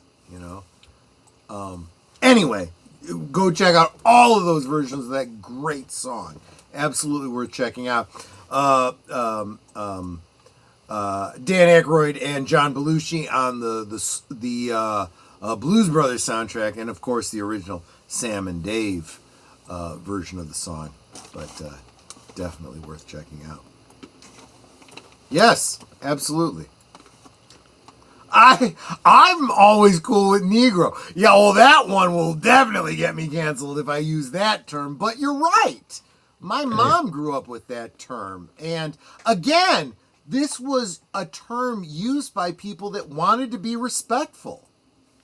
And we're constantly trying our best to show respect, to not be offensive. It's like, dude, whatever the hell you want to be called. I appreciate what's his name, Morgan Freeman. I just want to be known as Morgan Freeman. Just whatever. And to quote the Commitments, I'm black and I'm I'm proud. black and I'm proud. All right. Yeah. Not to say with the Irish Ray Dawn accent. Chong is of mixed ethnicity. Her father, actor and comedian Tommy Chong, that's absolutely right, is is of Chinese, Scotch, Irish, and French descent. Holy crap! He's a mutt to begin with. Oi! And her mother, Maxine Sneed, black Canadian of Cherokee descent. Holy cow! I'm she a is mutt as too, mixed so race as quit you it. can Still get. does not beat my niece and nephew being Polish and Japanese. There we go. No, that's true. But I honestly thought Rae Dawn Chong was like black, half You white. know what? That's, She is well that's a put whole together. lot of everything. She's well put together, whatever she is. Okay, anyway, we will move on to Trick or Treat. This is the movie I watched tonight. Have you seen it? I'm not sure. Is this the anthology film? No. That was made much then I later. don't know. That is Trick or Treat. This is Trick or Treat. This is about a young metalhead in high school who is angry because his favorite rock star died, and the school was going to ban him from coming back to his home campus and playing this thing. Oh, if society could ever get past race, then what? They'll find something else. I know, right? It will once we run into alien extraterrestrials and we start attacking them. Anyway, 1986 was the year Little Shop of Horrors came out. Bill Murray's character, Enjoy the Torture version, was, yes, we're going to get to it, hopefully, if we move along. Trick or Treat. This is on point. Slasher Fred points out that this came out during the Satanic It did. That's absolutely true, yeah. And one of the things in this is that the kid gets the final pressing of this guy's album because he's a friend with the guy that runs the radio station, played by none other than Gene Simmons of Kiss. He has a cameo in this as the radio DJ. And Ozzy Osbourne has a cameo in this as like the preacher complaining about all the metal music on all the news shows. That's and it's so Ozzy funny. Osbourne. He's like bringing like the and what's funny is the kid starts playing the record backwards and he's hearing all this weird stuff to do, like, and it's this whole thing, you play your heavy metal album backwards. Which is so funny because satanic chanting on it and stuff. backmasking was not really a thing. The only time it was a thing was when they were trying to mock people that were looking for backmasking. Exactly. But the thing is that somehow it turns into a spell, and it's like a summoning thing to summon this guy back from hell, and then he starts, popping out through the electrical wires and attacking people, and he shows up to play for the school, but then he starts killing the kids with his guitar. So it's almost like the movie's almost a validation. I don't know if or maybe it's a winking at the audience. Okay, what if there actually was like a satanic heavy metal guy that came back from the dead and started attacking people? It was fun. It's a fun little Halloween horror film from the 1980s. It's funny seeing Gene Simmons and Ozzy Osbourne in those parts. It was a good movie. I thought not bad. It's an 80s little 80s supernatural horror movie, and it's got a great soundtrack too if you like the hard rock music. Now that you've seen it, though, right? I'll have to look into it. Yeah, it might be worth it. It took forever to get a decent DVD release. I think last year, Synapse put it out on Blu-ray, 4K, and regular DVD. I picked up the Blu-ray, and I've had it sitting on my shelf, and I'm like, you know what? Now's the time to watch it so you can talk about it on the stream. I thought it was fun. Yeah, it's a good movie. There you go. The Mission. I know nothing about this movie. I think it's another one about priests. This is another one of those movies that I know I saw, and I remember zero about it. Robert De Niro, Jeremy Irons. Yep. What I know is people who are Ennio Morricone fans, the famous composer, they say people think he had this big gap between doing the good, the bad, and the ugly, the spaghetti westerns, and then going into the Hollywood stuff. And people said, no, he was doing all these Giallo movies in Italy, but nobody pays attention to his soundtracks for those. But I do, because I'm a weirdo. But anyway, I remember zero about this movie, but I know I did see it, and it made no impact on me. Yeah, and today it's not the Satanic Panic. We have the rebirth of the Red Scare. Where's the new films? Oh, yeah. I don't know what's going. Good point. Don't get me started on Hollywood right now. Good one, De Niro when he when he still cared. Yeah. Good you know what I realized De Niro didn't care anymore was when I watched Dirty Grandpa, and I'm like, no, he don't care no more. He's doing this for a paycheck. That was a disgusting movie. Disgusting comedy he was in. All right. 52 pickup, you see it? Yes, of course I did, because Anne Margaret was in it. Like her, I yes. don't remember the movie. I just remember Anne Margaret. Everyone So likes Anne Margaret. I don't care how old she is. Yes. Did you see this one, Netter? 52. Nope. Okay. Looks interesting. I this like is the poster. second Roy Scheider film on those. He was still going on this strong, list. even in the 80s. Yeah. Okay. The mission, if you accept it, funny geek flag. Okay. Modern Girls. I have no idea what this is. Why Who's does in this it? ring a bell to me? Give me a minute while I look this up. Who's in this? Virginia Madsen, Cynthia Gibb, Daphne Zuniga. Damn, I need to see this movie. Virginia Madsen's in it. Yeah, and I think this is about like modern girls, like they're going clubbing and stuff. And I think I've seen scenes from it. It looks like your kind of movie, actually. It's like these girls going out to nightclubs, I guess looking for romance or maybe something else. But I think it's a good movie. I just haven't seen it. But okay, I like the poster. You Look at had that me at poster. Virginia Madsen. We're good. Yes. Sid and Nancy. Yes, I have Love this seen this movie. movie. Again, this is one based on a true story. Yes, Never this saw is it. Heard of it, never saw it. this is Sid Vicious. Okay, Yep. I'm gonna do a Played quote by from it. Gary Oldman. This was like the Gary first Gary Oldman. Oldman film that I saw. Yeah. The Criterion put out the DVD and the Blu-ray of this, and if you listen to the audio commentary track, you see Gary Oldman saying, I played, Richard III and all these roles, and I played Sid Vicious." He says it like that. Oh, Chloe Webb is in this too. There's a wonderful scene where she's on the phone with her parents, like in a phone booth. It says, "Hey, Mom, it's me, Nancy. Sid and I got married. Look, instead of giving us a present for our honeymoon, can you just send us some money? I am so married. What do you mean you don't believe me? Smurf you!" Yeah. Oh, and I think So I saw this movie once. I knew nothing about Sid Vicious until I saw this movie. I guess it was a good movie.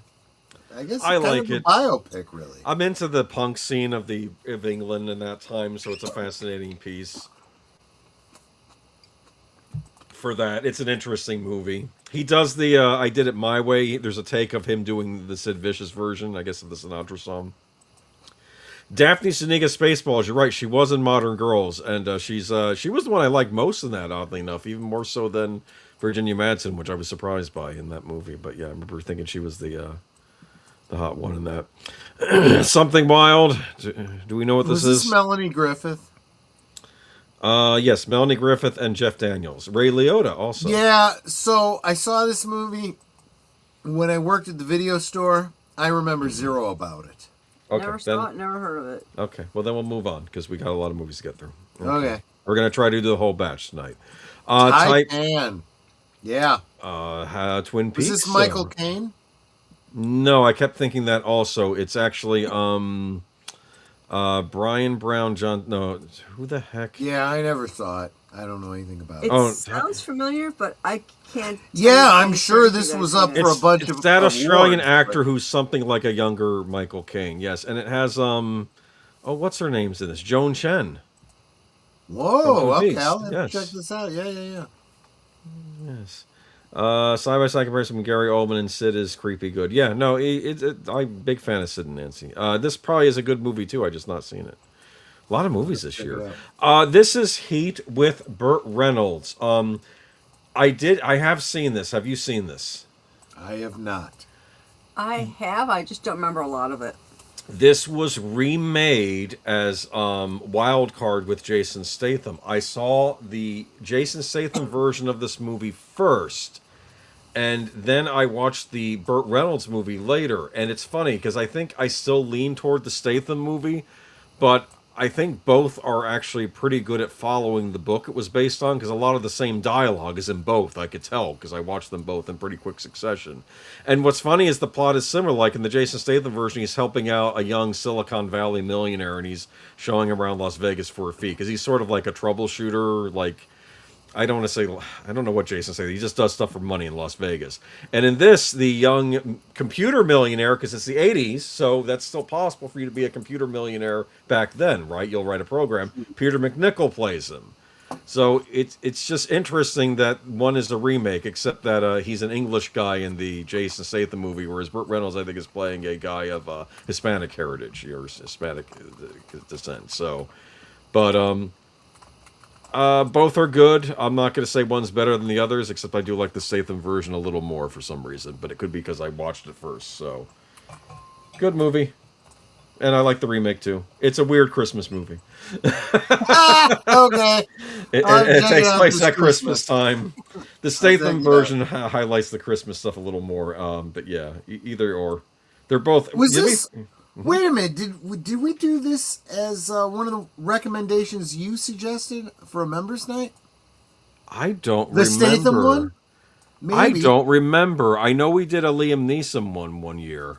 Oh, that's the one We did the Liam Neeson one instead. We should do Wild Card next time. Let me think about that for the holidays. Yeah, that might be a one to pick up.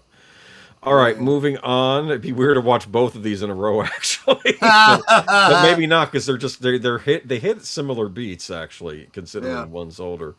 They're both based on the same book. Okay, so this is the end of this part. Do you want to go to commercial and then we'll try and wrap real up? quick. Okay. This is what we got coming up this week, friends. Okay. So, stick with me throughout the week. You are watching Last Call, streaming every Friday night at 9 Central, 10 Eastern. Come on in, pull up a chair, and have a drink with us. This week, on Saturday night at the movies, an overachieving London police sergeant is transferred to a village where the easygoing officers object to his fervor for regulations, all while a string of grisly murders strikes the town. Simon Pegg and Nick Frost star in the Edgar Wright comedy classic Hot Fuzz. Join us this Saturday at 9 Central, 10 Eastern on Netter's Network Retro Cinema. Every Sunday, two geezers sum up the week's geek news with the candid candor you can only get from curmudgeonly nerds. Join Aged Boomer and Troy Pacelli on Geeky Geezers every Sunday night at 8 Central, 9 Eastern. Hello. While you're here, please visit our merch store where you can get cute t-shirts just like this. Link in the description below. Or use this QR code on your mobile device. Hope you find something you like. Every Monday night is Members Night at the movies on Last Call. Members enjoy an exclusive watch party just for them, and you can join too for as little as $1.99 a month. This week, we wanted to honor the recently departed Sam Neill with one of his great films, and the members are choosing between 4. Troy has noted that if his favorite does not win, then there will be a bonus Sam Neill film the following week, which I think is far less a threat than a serendipitous bonus. Members, go and vote for your favorite. And if you're not a member, please consider it. It really helps support what we do here at Last Call. Thanks. Every Tuesday brings mystery to our affiliated channels, starting at 6 p.m. Central, 7 p.m. Eastern, when Deleted Scenes with Stephen Otten reviews an unreleased film with his critic associates, and you'll never know who or which until you tune in. Then, at 7:30 Central, 8:30 Eastern, it's live from Sparkwood and 21 for a watch party, review, and analysis of the mysterious town of Twin Peaks. Finally, Last Call with Troy Pacelli transports you back to Victorian England for an adventure with the premier detective himself, Sherlock Holmes. Join us every Tuesday for mystery and intrigue on all our affiliated channels. Did you top off your glasses? We now return to Last Call. I'll tell you, during that whole mystery bit, the transition was like it would blur. And I was like, damn, I'm not sure if that's something I put into it or if that's just my eyes right now. No, it's Holy the blur. Crap. Bring up presentation 2. Let's get through this. Yeah, let's do it. All right, so every time we say goodbye, have you seen this? It's a World War II. Not at all. Hanks It's a movie. Tom Hanks film. I've never seen it. You seen it, Netter? Never even heard of it. Moving on. Okay. Okay. Hoosiers. On the other hand, Hoosiers I have seen. This is what's his name? Darn it, Gene Hackman. Yes, It is Gene. about a basketball coach, right? Good movie, actually, from what I recall. Yeah, I don't remember details, but I remember seeing it. It's a good movie. Yeah, worth seeing. Another one I think I saw on home video. Shoes. I like the shoes on the cover for some reason. Yeah. Okay. I can't remember it though. I just remember An American Tale. American Tale. Oh the Don yeah, Bluth movie. I've seen this. This was Don Bluth's big one, right? And it was, well, he had a lot of them, but this came after what was the one with Flying Dreams? Are these Polish mice? Is that what I got the impression of? Yeah, Bible. exactly. It's the whole immigrant storyline, Yes. right? But this comes after Mrs. Frisbee and the Rats of Nim. The Secret of Nim was the name of the movie. Yes. So yeah, I love this. My brother loved this movie. This is the song Somewhere out there. Yes, with, always radio. Linda Yeah, good radio hit. Ronstadt and Aaron Neville. Was it Aaron Neville? I think so. I can click on it. Let me see. Do. Oh my word! How much? That's a long That is summary. a great duet song. Netter and I should really do a duet of that song. Well, Somewhere out there. Steven Spielberg was a producer. This was an Amblin Someone's involvement. saying a prayer. Best I love original this. song. Yeah, best original song nominee. That we'll Didn't win. find one another. Is it Peebo Bryson? I'm not sure now. In that big somewhere out there. And even though I know how very far apart we are, it helps to think we might be wishing on the same bright star. I love and Linda Ronstadt. I liked Linda Ronstadt, but I loved her voice. I was in love with her voice. There are no cats in America, and the streets are paved with cheese. That's probably what. That's right. That is a great quote from that movie. Great memory. Yes. Okay, but I remember it was American Tale is a very dark movie. Of course it is, because it's an '80s children's movie. They're always dark. It was a Don Bluth film. It was kind of a children's movie, but yeah, definitely for adults too. I know they did a sequel, Fievel Goes West, as well. Fievel Goes West. I actually don't remember that one so well. I think they wanted to do a Western, because this is an Eastern. Right. This is well, you even see the Statue of Liberty in the background. So it's set in New York, yeah. Firewalker. I can't believe I didn't see this movie.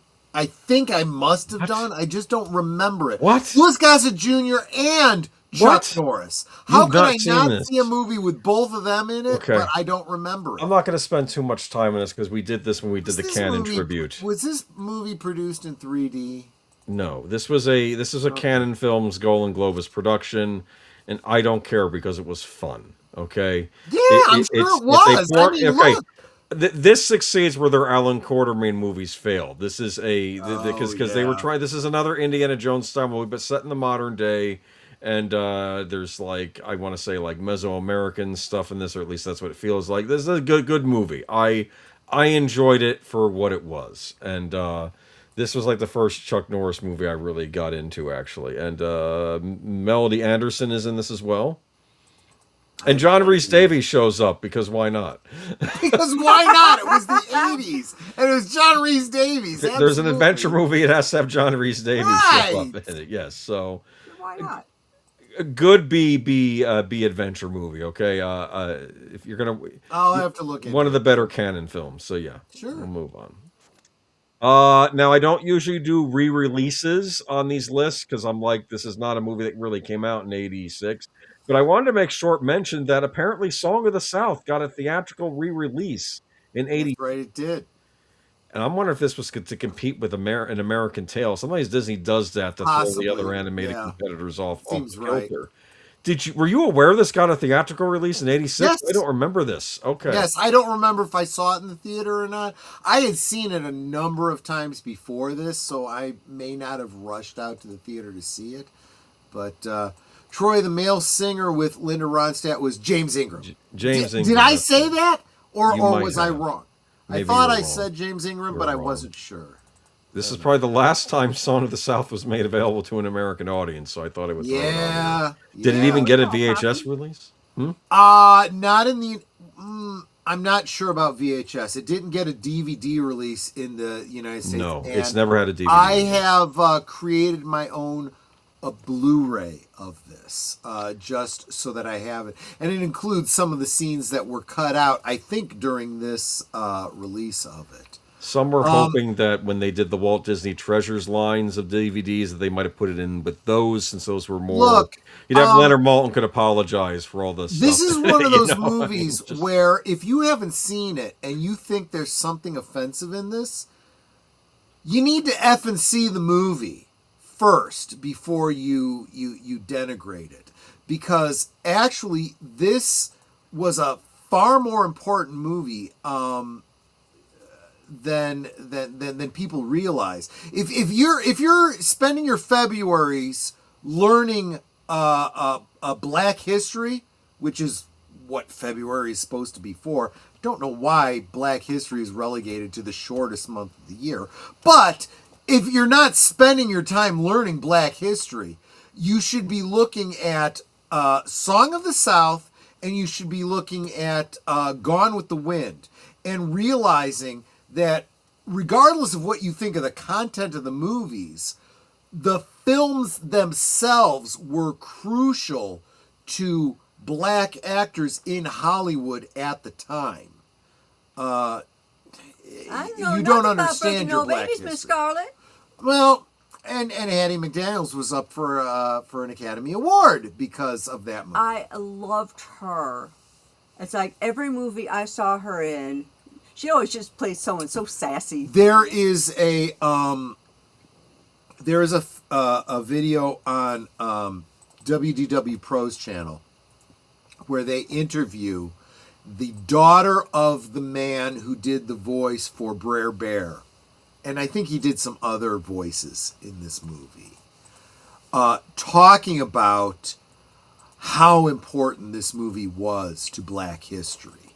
And that by not allowing this movie to be seen and not allowing the physical media to come out and so forth, Disney is literally suppressing a very, very important part of Black history, specifically in entertainment. Michael Eisner blocked the... Oh, she did win the... videos. That's right, she did win the Oscar because originally they wanted to keep her out of the award ceremony because she was Black at that time. Yes, sure that's she's why still this Black. is so important. And you completely miss that if you wipe away these movies. And that's what these Marxists want to do. They get uneducated people, regardless of their race, to demonize very important things from history so that we can repeat the same mistakes of history. What I am confused about with this, though, is Yes. that this was given a theatrical release in '86 at a point in time where I think Eisner had said we're not going to give it a home video release. Was the theatrical release to see if there was an audience demand, and if there had been, it would have I'd like gotten to a VHS think so. release? That would make sense. But again, it was probably getting drowned out by the American Tail movie. Here's that came another out, so. very important point that WDW Pro video brings up, and that's that Song of the South, these stories that are, this is a fiction, right? Folk tales, yes. Yes, it's being told by a former slave who has a relationship with the white family, right? And he's teaching the children these folk tales from his childhood that came from where? They literally came from Africa. People don't know this, but this folklore, this is African folklore. Well, Americanized African folklore. But this is Black history, guys. It really is. Nobody does a better slave movie than Tarantino. Django made a Black woman the motivation of the entire cast, something Spike Lee never did. Wow, good point. This is Very interesting. good point, Clue. I never thought of it that way. According to Wikipedia, in 2017, after being inaugurated as a Disney legend, Whoopi Goldberg expressed a desire for Song of the South to be re-released publicly to American audience and stated, "I'm trying to find a way to get people to start having conversations about bringing Song of the South back so we can talk about what it was and where it came from and why it came out." Look, I Okay. can understand there is one point that people castigating this movie make, and that's the depiction of an antebellum South, right? The so-called Reformation and the relationship between black people and white people. Here's the thing you need to understand. You can't paint with a broad cloth. Everyone was different. And look, if you grew up in the South as a white person with black slaves, it's very possible that those black slaves were the ones you looked to as your caregivers, and you held them in higher esteem in your heart, sometimes than your own parents. Now, that wasn't always true, but sometimes it absolutely was true. And these kinds of stories need to be told just as much as, the story of Roots and, how slaves were mistreated and so on and so forth. All of these stories need to be told. The wealth and breadth of history needs to be told. And we need to live in an age where we look back on this and say, this was good. That was bad. Yep. I'm glad we've gotten past that. I'm glad that I can look at somebody that has a different skin color or a different background and say, you know what? Don't care. Don't care. In fact, I appreciate their differences because I can learn something about them. Learn something about different cultures so that I'm not an ugly American all my life. Well, now it is lost media, at least for the time being. Not for those of us that keep it alive because we have our own copies. Moving on to, I need to watch this, The Wraith. No, I you think don't. I even have it on DVD. No, you don't. What are you talking about? I have the DVD. You say I wasted my money? Charlie Sheen? Is it a revenge story? It's not that good a movie. I think it's good. I think it's good. It's about a vengeful boyfriend and his car and stuff like that, right? I saw this movie on VHS. I did not recommend that my boss buy multiple copies of this. It's not a good movie. Well, I will watch it and I will. It's an okay movie. Okay. If you already have it, maybe go ahead and Listen spend to me. 2 hours. I know that for you living back then, this probably wasn't that great a movie. I bet compared to what comes out now, it's excellent. Okay, you know what I'm saying? Well, okay, you make a great point there. Yes. Okay. Let's move on though. If no one has anything to say about The Wraith. We got a lot to get through. I actually think we did a rewatch of this on Big Al's channel. I'm not sure. The Mosquito Coast with Harrison Ford, which I've not seen, but I heard it's a really depressing movie. Yeah, this was another one of those artsy-fartsy movies. I did see it. We didn't know why. No one knew why he starred in it. It's like because he wanted to be taken seriously. It's like no, this was Harrison Ford. As he always has. Guys, let's be honest about Harrison Ford. He's always been in it for the paycheck. He makes money. Pays off his house, pays for his plane, he pays for whatever. That's what he does. It's his job, People are yelling at you about The Wraith, Troy. It's okay. We can all have different opinions here. I will watch it myself. Fred says The Wraith is basically a revenge from the grave, Beyond the Grave movie. Yeah, it's absolutely true. What are you talking about, Troy? The Wraith was good. Well, he's screwing around. I will check it out at some point, and I'll let you know. Well, you have the DVD. DVD, yes. Unfortunately, the DVD's in storage because. Mosquito Coast. Netter, did you see this movie? Because I don't remember jack about this movie. I don't think I have. See, this is the worst part. When I've seen the movie and don't remember it, that's got to tell you. He wants to explain to the I guess wherever in South America is at the tribes how you can make your own ice with an ice machine he's invented, and he's going to take his family away from his cushy job as an inventor and go and try and civilize this, and then everything goes wrong apparently. So there's many similarities with The Crow. It was a plot of murdered victim coming back to seek revenge. That's true, but not done near as well as The Crow. Better off watching The Crow. And if you're going to watch The Crow, make sure you watch the original Brandon Lee, not the other whatever. No, they have to watch on the original Klingon. Right. Yes. Nutcracker, the motion picture. I never seen this movie myself, but my dad loved this movie. He said it was the best version of the best interpretation of the Nutcracker put to film. Let me take a look. Nutcracker, the motion picture. I'm trying to see if I remember. As a fan of this music, he was a big fan of this adaptation. So yes. So it was an Atlantic film, directed by Carol Ballard. And I'm like, who? Oh, this is literally the ballet set to film. Yes. It's supposed to be really good, okay? I did not see this, but now I absolutely want to. No deleted scenes, not the Macaulay Culkin one. I had to be very careful over the years because I knew the one he wanted. He did not want the Macaulay Culkin one. He especially didn't want whatever that disaster Disney put out. There have been a couple of really bad Nutcracker adaptations in recent years, actually. But this one this is looks like it's best. an actual adaptation of the ballet. Yes, they stay true to the ballet, yes. So, I'll have to check this out. This looks like... Guys, members of my channel, look for this to be a Christmas one. Watch party in like in December. Yeah, absolutely. Look for it. Moving on to Solar Babies. I don't know. I remember the title. I'm guessing I probably saw it on VHS. I don't remember a thing about it. Some people said it ripped the title off. Seems familiar, but it ripped off what? Oh no, it ripped off Blade Runner and other things like. I can imagine. So apparently, Brooks Films, was that Mel Brooks? Bleak post-apocalyptic future. Most of Earth's water has been placed under contaminate by Eco Protectorate, a paramilitary organization who governs the planet's new order. That sounds interesting to me. I'm sorry, I'm already interested. I don't know, but they're Echo Warriors. I don't know what this is. Maybe it's an environmental theme. I don't know. Deleted scene says, Jamie, my Gertz, you can have her.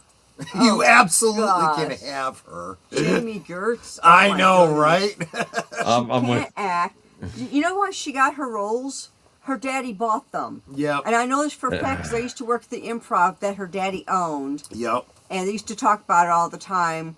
Like the managers would be sitting down going, yeah, she's going to be in this movie. And it's because Daddy bought her way in. Deleted says about this movie, Solar Babies, if Blade Runner was on roller skates, maybe I'll pass. I think I need to check. I need to seek this out. Yeah, I think I have to look for this one. I was a kid. Fire me. Well, yeah, okay. I'll give you a break. Yes, Star Trek 6. 4. 4. Oh yeah, Voyage Home. The one with the whales. Oh man, I love this. I like this movie. Probably even love it, but man, gotta be whales here. Yes. I always hate it when you would talk to regular normies. Oh, my favorite one is the one where they go back in time with the whales. And like, really, more than Wrath of Khan? They probably didn't even see Wrath of Khan. They wouldn't know. This was the funny one. This was the funny one. This is the comedy. No, this is a comedy. This was a comedy that did not run afoul of canon. That's the important thing. That's true. It's not insulting to the audience or to the Star Trek fans. It's almost like a Back to the Future movie in reverse, where someone from the far future comes to 1986 versus someone from 1985 going back to the 50s. So, or the Old West. So what was the name of the biologist, the marine biologist? It wasn't Bess Armstrong. It was She was played by the woman from Seventh Heaven. And I can't remember her name. Oh, deleted. The mom. Yeah, deleted. Catherine Hicks. Catherine Hicks. Right. Where she's like, "Oh, let me guess. In the future, you don't have money." Well, we don't. Technically, they have credits. I heard Shatner mention, Kirk mentioned that a couple times, but that might have been for dealing with aliens. Well, I love the bit where he and I love that they keep the continuity from the second movie because the first movie or the second movie? Third movie. No, it was the second movie where McCoy gives him the glasses. Spectacles. Yes. Yeah, which he sells in the past because they're still antiques in '86. And he's like, I'll give you, I don't remember what it was, like $200 or something. He's like, is that a lot? And he's like, well, it was enough for them to get by, you know. There's a joke in this where he's like, that was a gift from Dr. McCoy, and that's the beauty of it. That's the great thing about it. It will be again. And here's what I'm wondering too. I'm wondering about that line because No, it can't work. No. It doesn't stand up to time travel scrutiny. Okay, Because it's fine. that would imply an infinite loop for those glasses, and they're getting older. It might have and just been a older joke each he was cycle. making. Okay. Infinitely, yes, exactly. There's a lot of great jokes in this. Where are the nuclear vessels that Chekhov keeps saying? The nuclear vessels. So Vessels, that's a great scene. People don't realize this, that he and Michelle Nichols, looking very suspicious in the United States during the Cold War. Yes, because this is during the Cold War. He's playing a Russian looking for the nuclear vessels. He's looking for the nuclear vessels because they need nuclear isotopes in order to recrystallize the dilithium chamber, dilithium crystals. Yes. In order to, get back home, and nobody realizes this. Least of all him. And what most viewers don't realize is that although they did their best in the San Francisco on-location shoots to control who they were filming, sometimes it wasn't extras that he was talking to.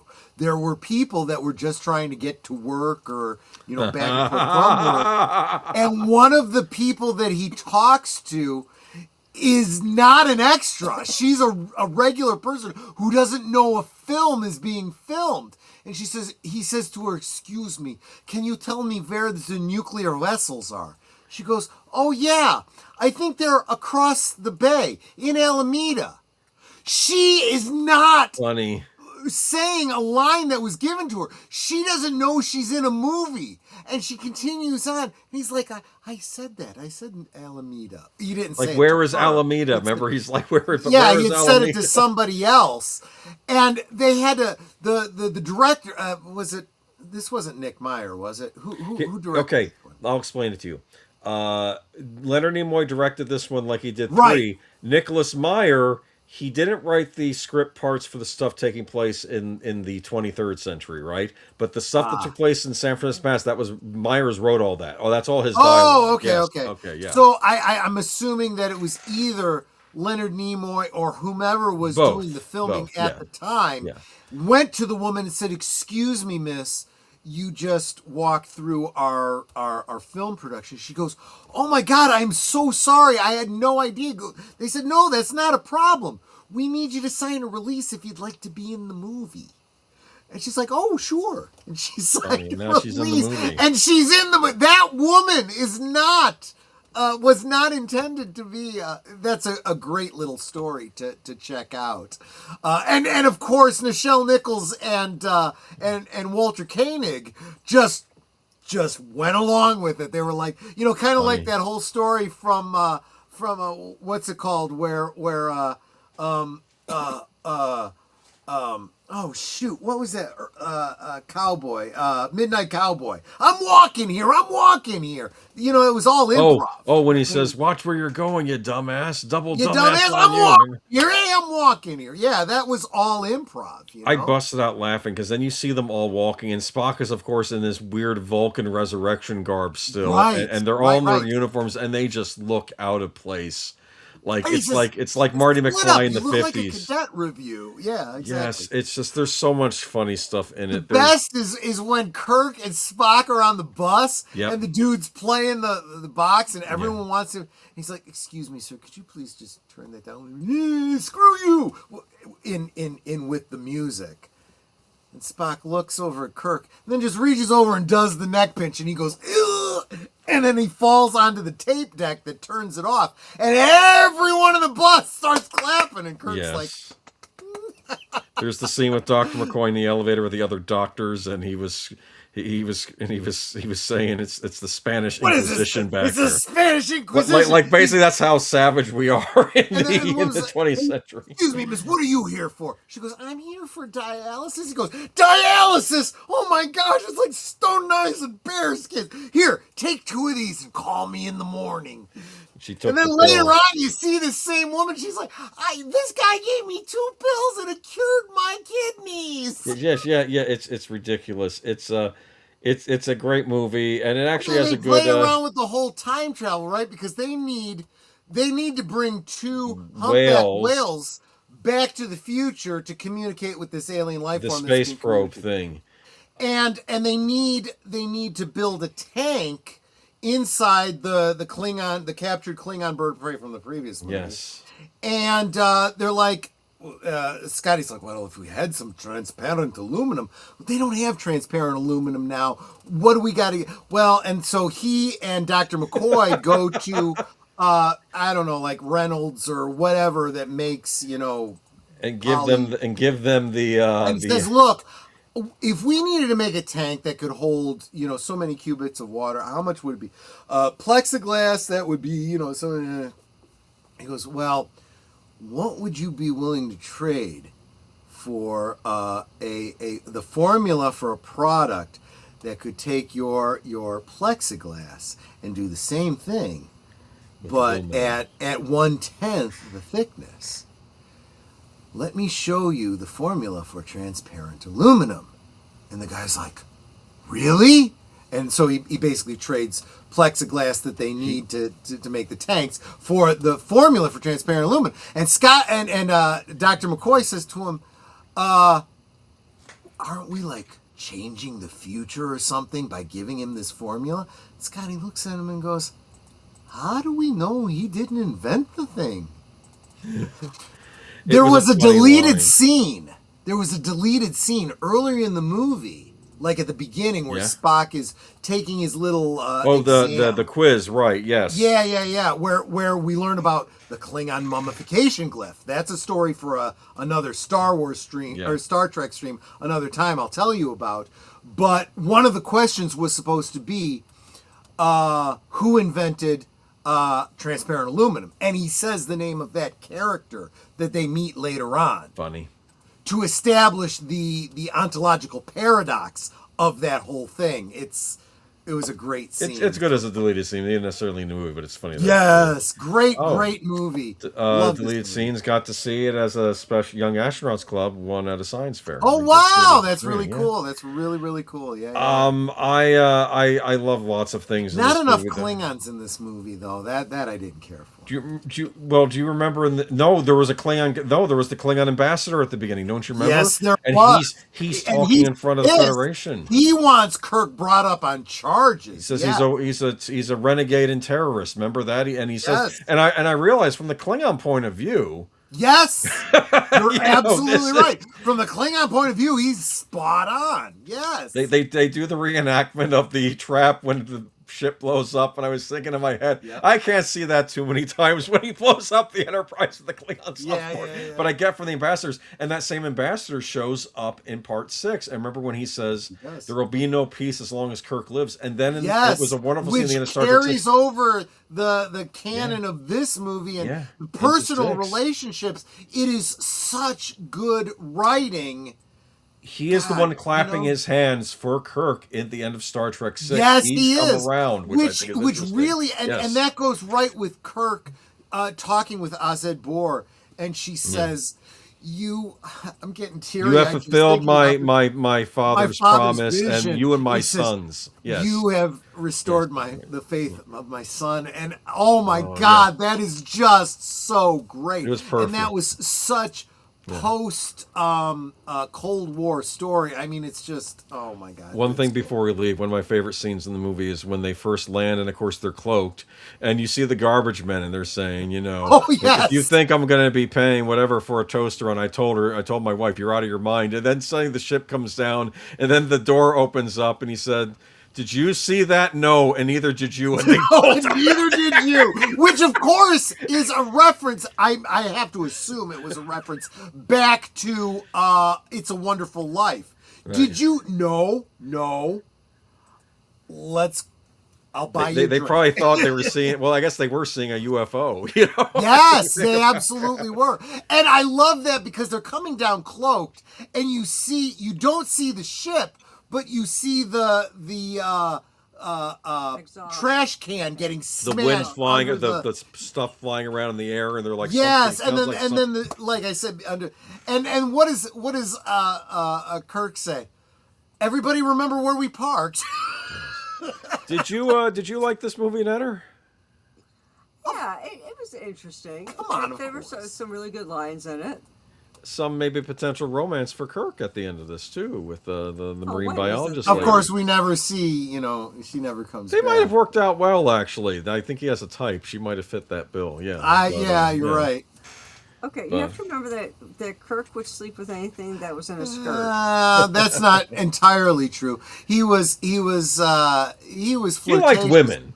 And he never would settle down with one. He was more married to his job, which is why his only son was with Carol Marcus, who was like a one-night stand type of thing, right? But it's interesting though. The line even in 2 though, he's like, I did what you asked. I stayed away because I think part of him didn't want to stay away, but he didn't know. Right, he knew he had a son, and he wanted to be a part of his life, David's life, but he stayed away because she asked him to, and there was a part of him that honestly felt like maybe it's best for him if I do. Right. Not thinking through. No, every child needs his father. Yeah.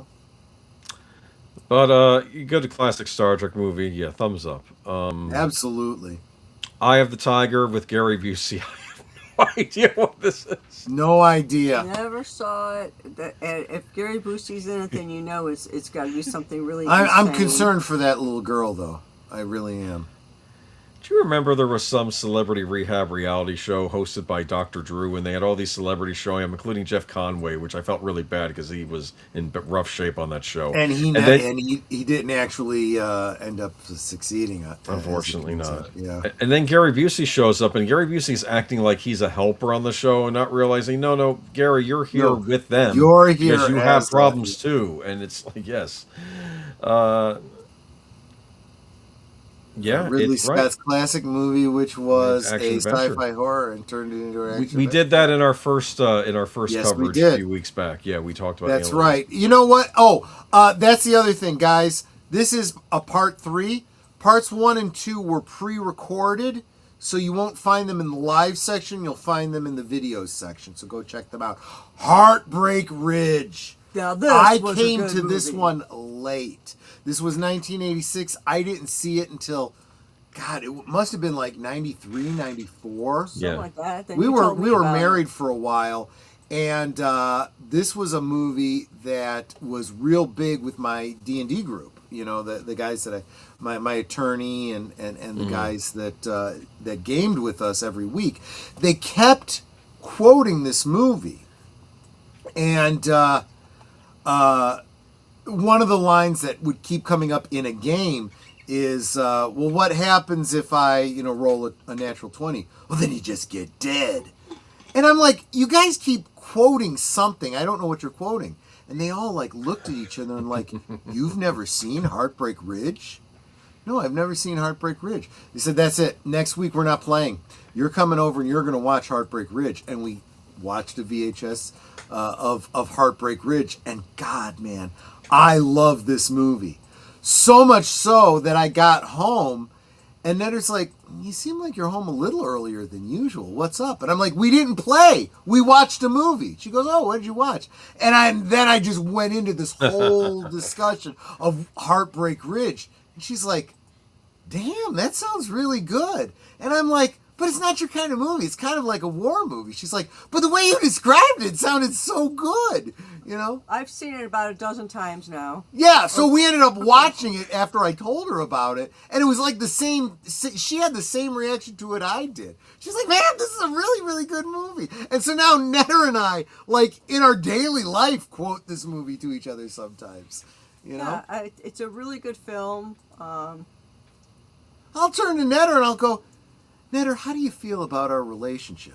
She'll look at me and she'll go, relationship? I thought we were married. Oh, that's funny. It's a good line. It's a really good film. I think. Well, she used to say that. Now she knows I'm probably talking about Fallout 4. How do you feel about our relationship? And she'll quote a line from Piper Wright in the game or something like that. But that's a whole other discussion. Like, you stop looking at my arse. Quit looking at my arse and pay attention. Yeah, exactly. Great cast in this too. We got Mario Van Peebles as kind of like the young Stitch Jones, the a rock and roller. I'm not interested. No one's interested in being a Marine. It's just what they're doing to pass the time, right? And he Right, whips them in shape. right. But the problem is they are Marines, and Marines are like the best of the best, right? Yeah. And there's the distinct possibility they're going to go into combat. And what's that line that he says? What happens if we go into combat? My men ain't ready. They just get dead, you know? Which is, of course, where that line that my buddies were constantly quoting in the game comes from. They just get dead. And this was about, correct me if I'm wrong, Grenada? Was that what it was? Yes, Grenada. It was the invasion of Grenada. And and then he comes back and there's a big parade waiting for them. Oh, I never had one of these before. That's okay. So let's back up. I told you I was going to spend a little bit more time on this one. So, you know, Clint Eastwood plays the about to retire gunnery sergeant who has spent his whole life in the military. It kind of destroyed his relationship with his wife because he would go off to war and she would stay home worried that he wasn't going to come back. She even has this line in the movie where she's like, you know, I would see these scenes from Vietnam and I would be I would watch to see if I saw you there, and then I would pray to God that I didn't, you know. And he's like, oh, I'm sorry, you know, I never really thought about, you know, what you went through. Of course you never thought about what we went through back home. And there's that thing. And it really has kind of hurt their relationship. His buddy, Juzu,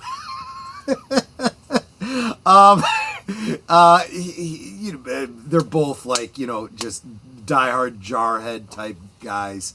There's this great scene where you don't know who Juzu is, and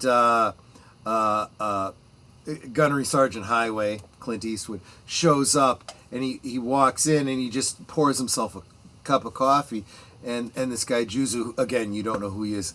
Son of a bitch.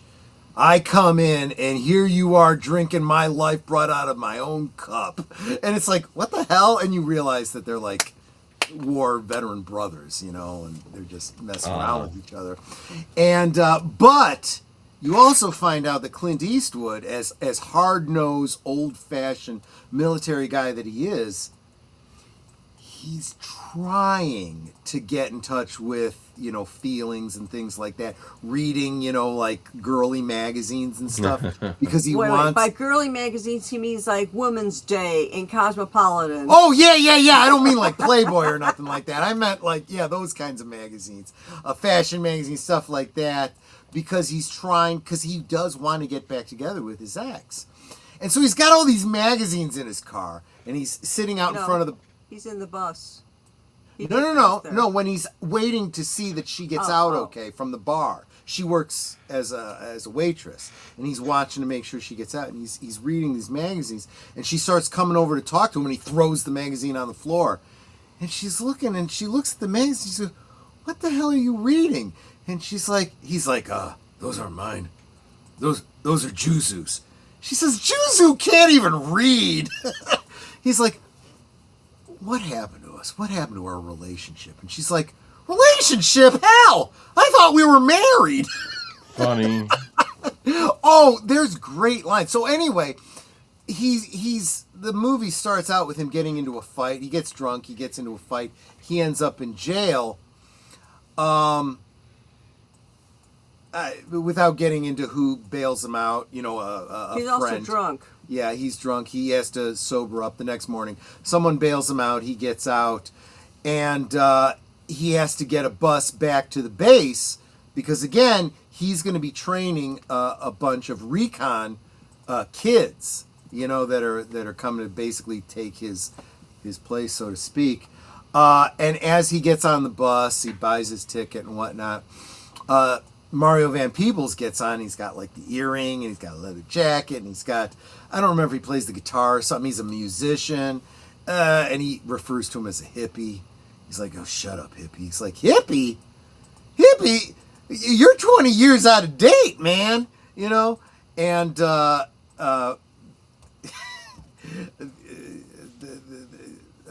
Mario Van Peebles, when the bus stops to get lunch, he sticks Highway with the check and steals his ticket. So he has to pay for another ticket and he has to pay for the meal. And he gets back to base, and then he realizes that Mario Van Peebles is one of the guys he's going to be training. Mario Van Peebles is like, "Oh crap!"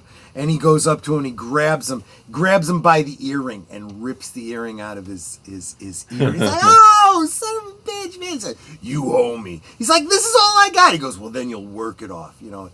Oh, he's working with a whole bunch of just delinquents, misfits, including the one guy they send to beat him up, right? Sweet. They're like, this guy. You know, wait until Sweet's in the what do they call it? The lockup, the brig. Oh, okay. The brig for disorderly. He gets out, and Sweet is just fucking like a foot taller and huge. And they're like, "We don't need to listen to you because we don't mind because you don't matter. Swede's here." And the Swede goes and he's gonna punch Tom's Highway, right? Yep. Swings and he misses. Swings again and he misses. And I don't remember exactly what the move is that Highway puts on him, but he gets him into a neck lock or an arm block on his knees. And he's like, "Oh yeah," because he kicks his knee out from under him, right? And he says to him, "Lift your chin up, a little higher," and then he just clobbers him, and he just lays him out flat. And he turns to the rest of the guys and goes, "Fall in for calisthenics," and everyone just runs. And the Swede stands up and goes, "I'll stand out front and wait for the MPs." He goes, "Negative. I'm going to turn you into a soldier. Get out there with the rest of them." And that kind of earns the Swedes' respect, you know, and literally everybody starts to learn to respect him over time.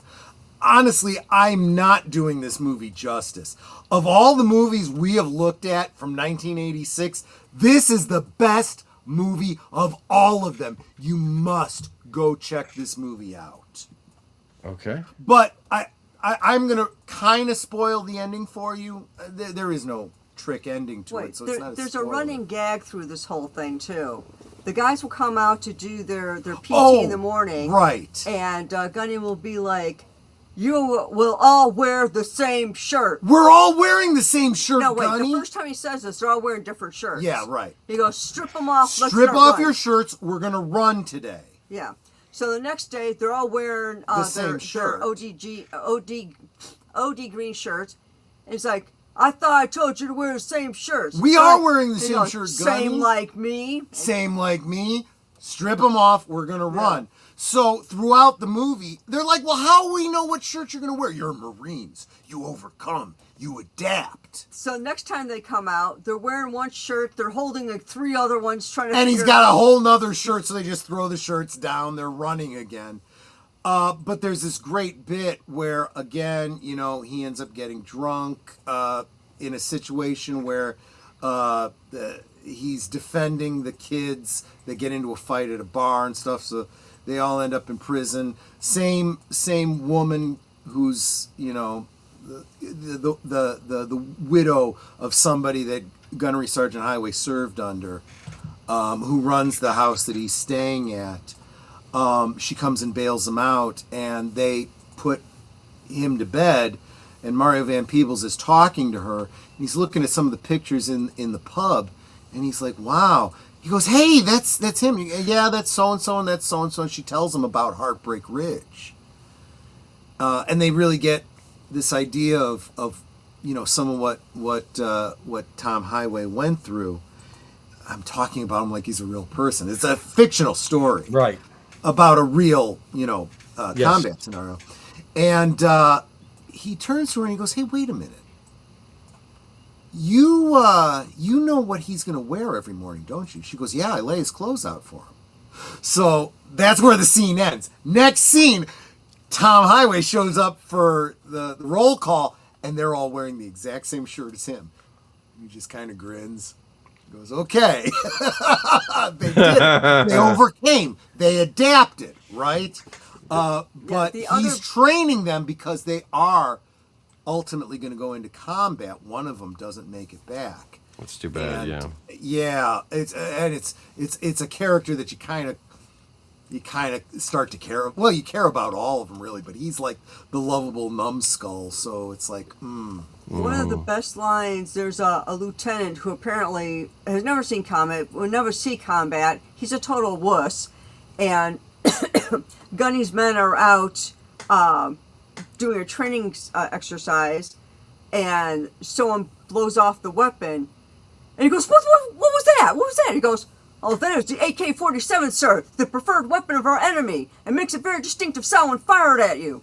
He goes, well, yes, it does. It does.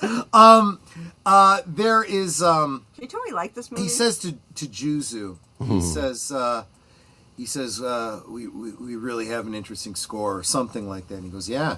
He goes, we're 1-1-1, 1 win, 1 loss, 1 tie, and they're referring to World War II win, Korea tie, Vietnam loss. And Tom Highway's like, we won all the battles. How do we not win the war? You know, they didn't let us win. And later on, that kind of comes back, because at the very end of the movie, after Grenada, they end up, guys, look into your history. Look at what Grenada was about. The Marines go in and rescue a bunch of students that were taken hostage. Oh, yeah, that's right. Announce yourself. Stitch Jones. Yeah, I told her I'm going to try U.S. Marine private. Girl comes out of the shower naked. She's like, oh. It's like, Stitch Jones. I told her rock and roll. Anyway, there's they end up rescuing the students, and they come back to when they get back on base. They helicopter in.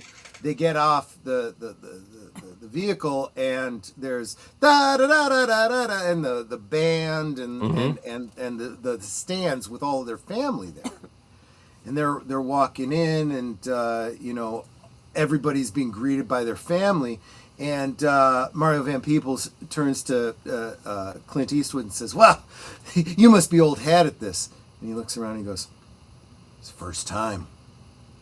And that just breaks your heart, because it's like, yeah, it's probably true for him, right? Well, does it break your heart, or does it say, well, now we finally got it? It should break your heart. I think now it's good that it's being recognized. It's about time, right? It's a good thing, yes. And now he's getting ready to retire, and all the guys, they're being greeted by their wives or their family or whatever, and he's the only one who's got nobody.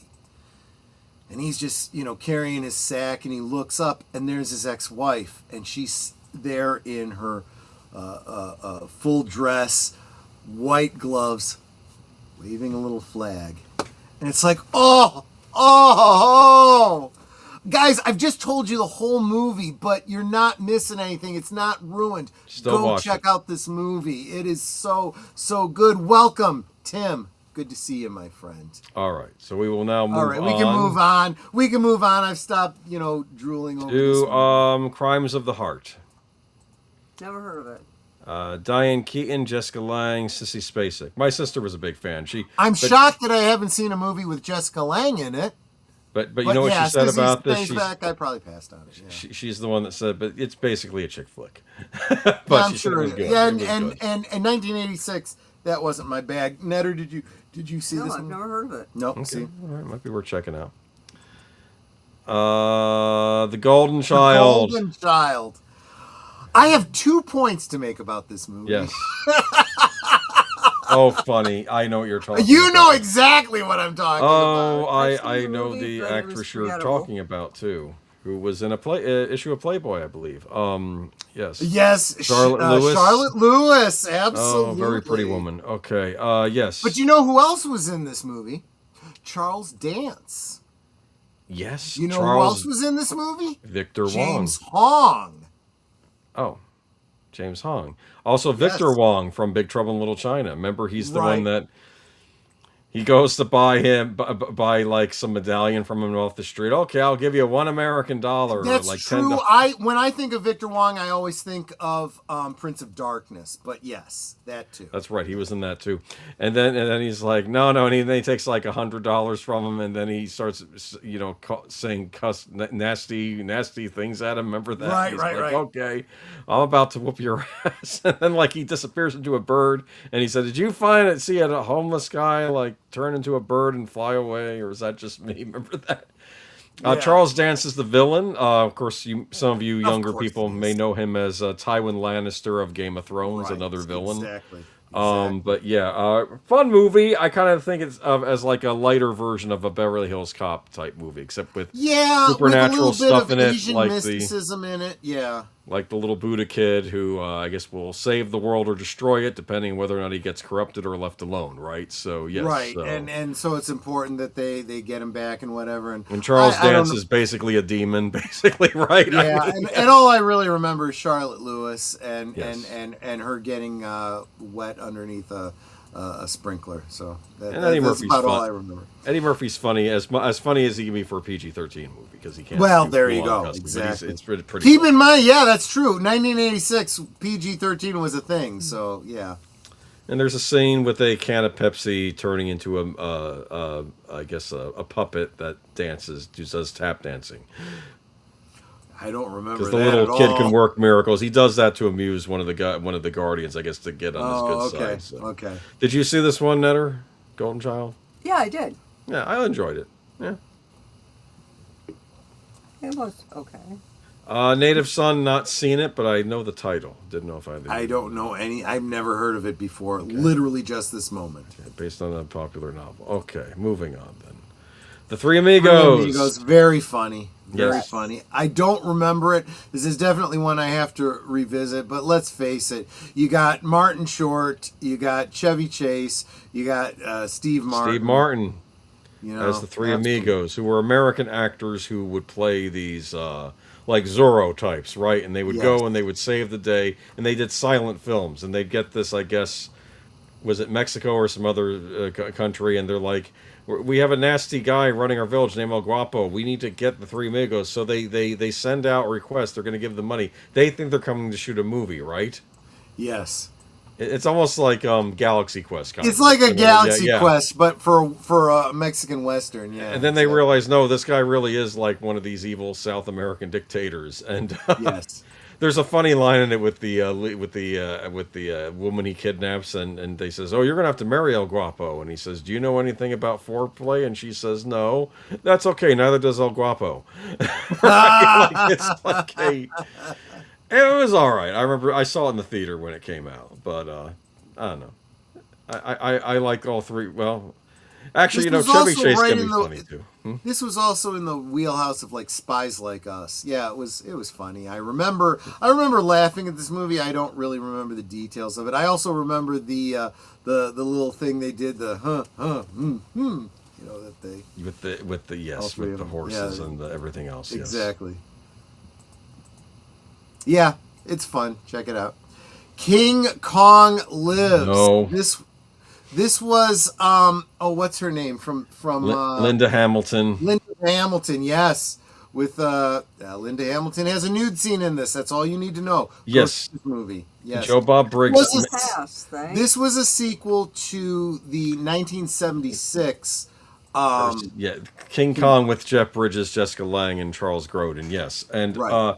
this is the sequel to that, where I guess there's a female Kong in it. So I Yep. guess there's going to be some whoopee going on with the Kongs, all right. And then there's But they need to the heart transplant scene. a heart transplant for Stupid. Kong, right?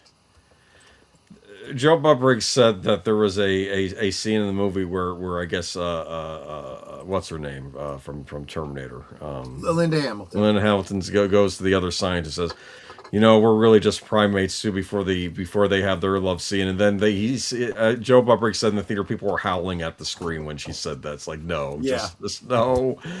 And then Dino De Laurentiis says, when the monkey gonna die, you're gonna cry, in his Italian accent. just no. That's funny. That's why we didn't see anything from King Kong for a number of years after this. All right, anyway. I It's saw this fine. one in theaters, by the way. Did you like it?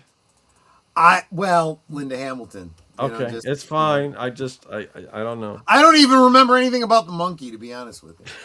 Well, it looks like he's destroying stuff. So what else is new? Okay. Little Shop of Horrors. Saw this in theater too. I think after Christmas though, because I think this was still playing. But Rick Moranis, Steve Martin. Yeah, well, Netter's talking to me. I got it. So Rick Moranis, and I'm forgetting the actress's name. She played the same. She reprised her role from Broadway. Great movie. Ellen Green. Suddenly, yes. Okay. So I have a great little history with John Candy, Christopher Guest, Bill Murray, a lot of people in this. Jim Belushi, a lot of people. Okay. Bill Murray plays the role that Jack Nicholson played in the original. Originally, this was a black and white film. Yes, Roger Corman. Right. Which that Roger Corman film was what was translated into a Broadway musical, and they followed the storyline exactly, just with music, right? So it doesn't have a happy ending. When they remade it with Rick Moranis, they decided that they were going to do a happy ending, so they changed the ending.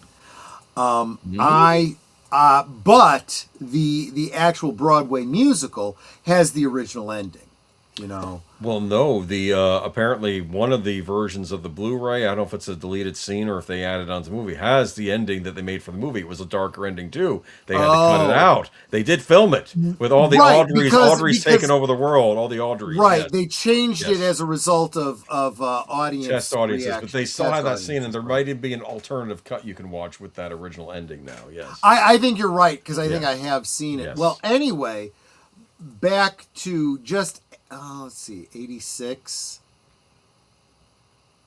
It was before this movie came out. It was probably 84, 85. I went to see a local production. There was this girl that I really liked in grade school and high school. I dated her very, very briefly. She played the Audrey role in this local production. I went, I brought her flowers, that whole kind of thing. And it was really a really good production. So you saw the alternate ending, right, where Audrey takes over the world and everything. Well, what's really cool is the three women who basically play the Greek not narrators, but the chorus. Yeah. Who act as narrators throughout the thing. They explain what happens and how it takes over the world and takes over New York and Chicago and da-da-da and this and that.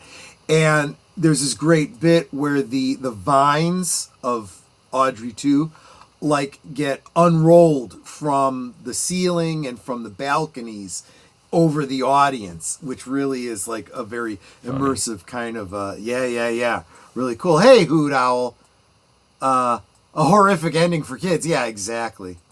The dentist set was later used 3 years later as a surgery scene from Batman 89. You're absolutely right about that, Slasher Fred. You're absolutely right. Those weird looking tools are the same ones that, are,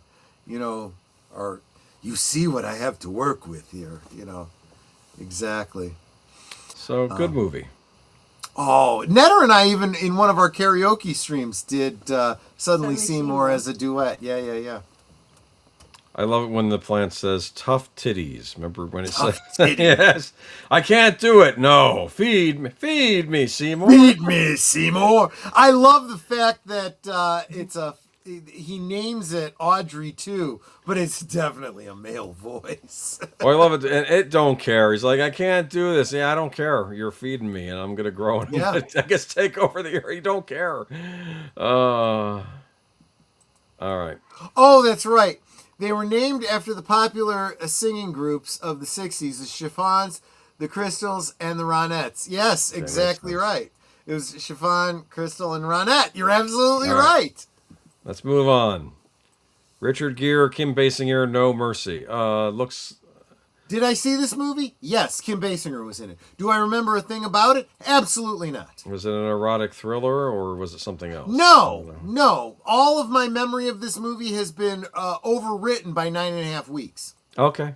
Time to move. We already covered that one, I think. Yes, go see 9.5 Weeks. That's a movie we're seeing. Platoon. Ooh. Everyone has their favorite Vietnam flick. This is mine. I know Full Metal Jacket, Apocalypse Now. There have been plenty of others, but this one, I like this one the best. This is Charlie Sheen again. I do understand why this movie won. This was a much better Charlie Sheen movie than the previous one we were talking about. And this one, if I'm not mistaken, won best film. Won best picture. Yeah.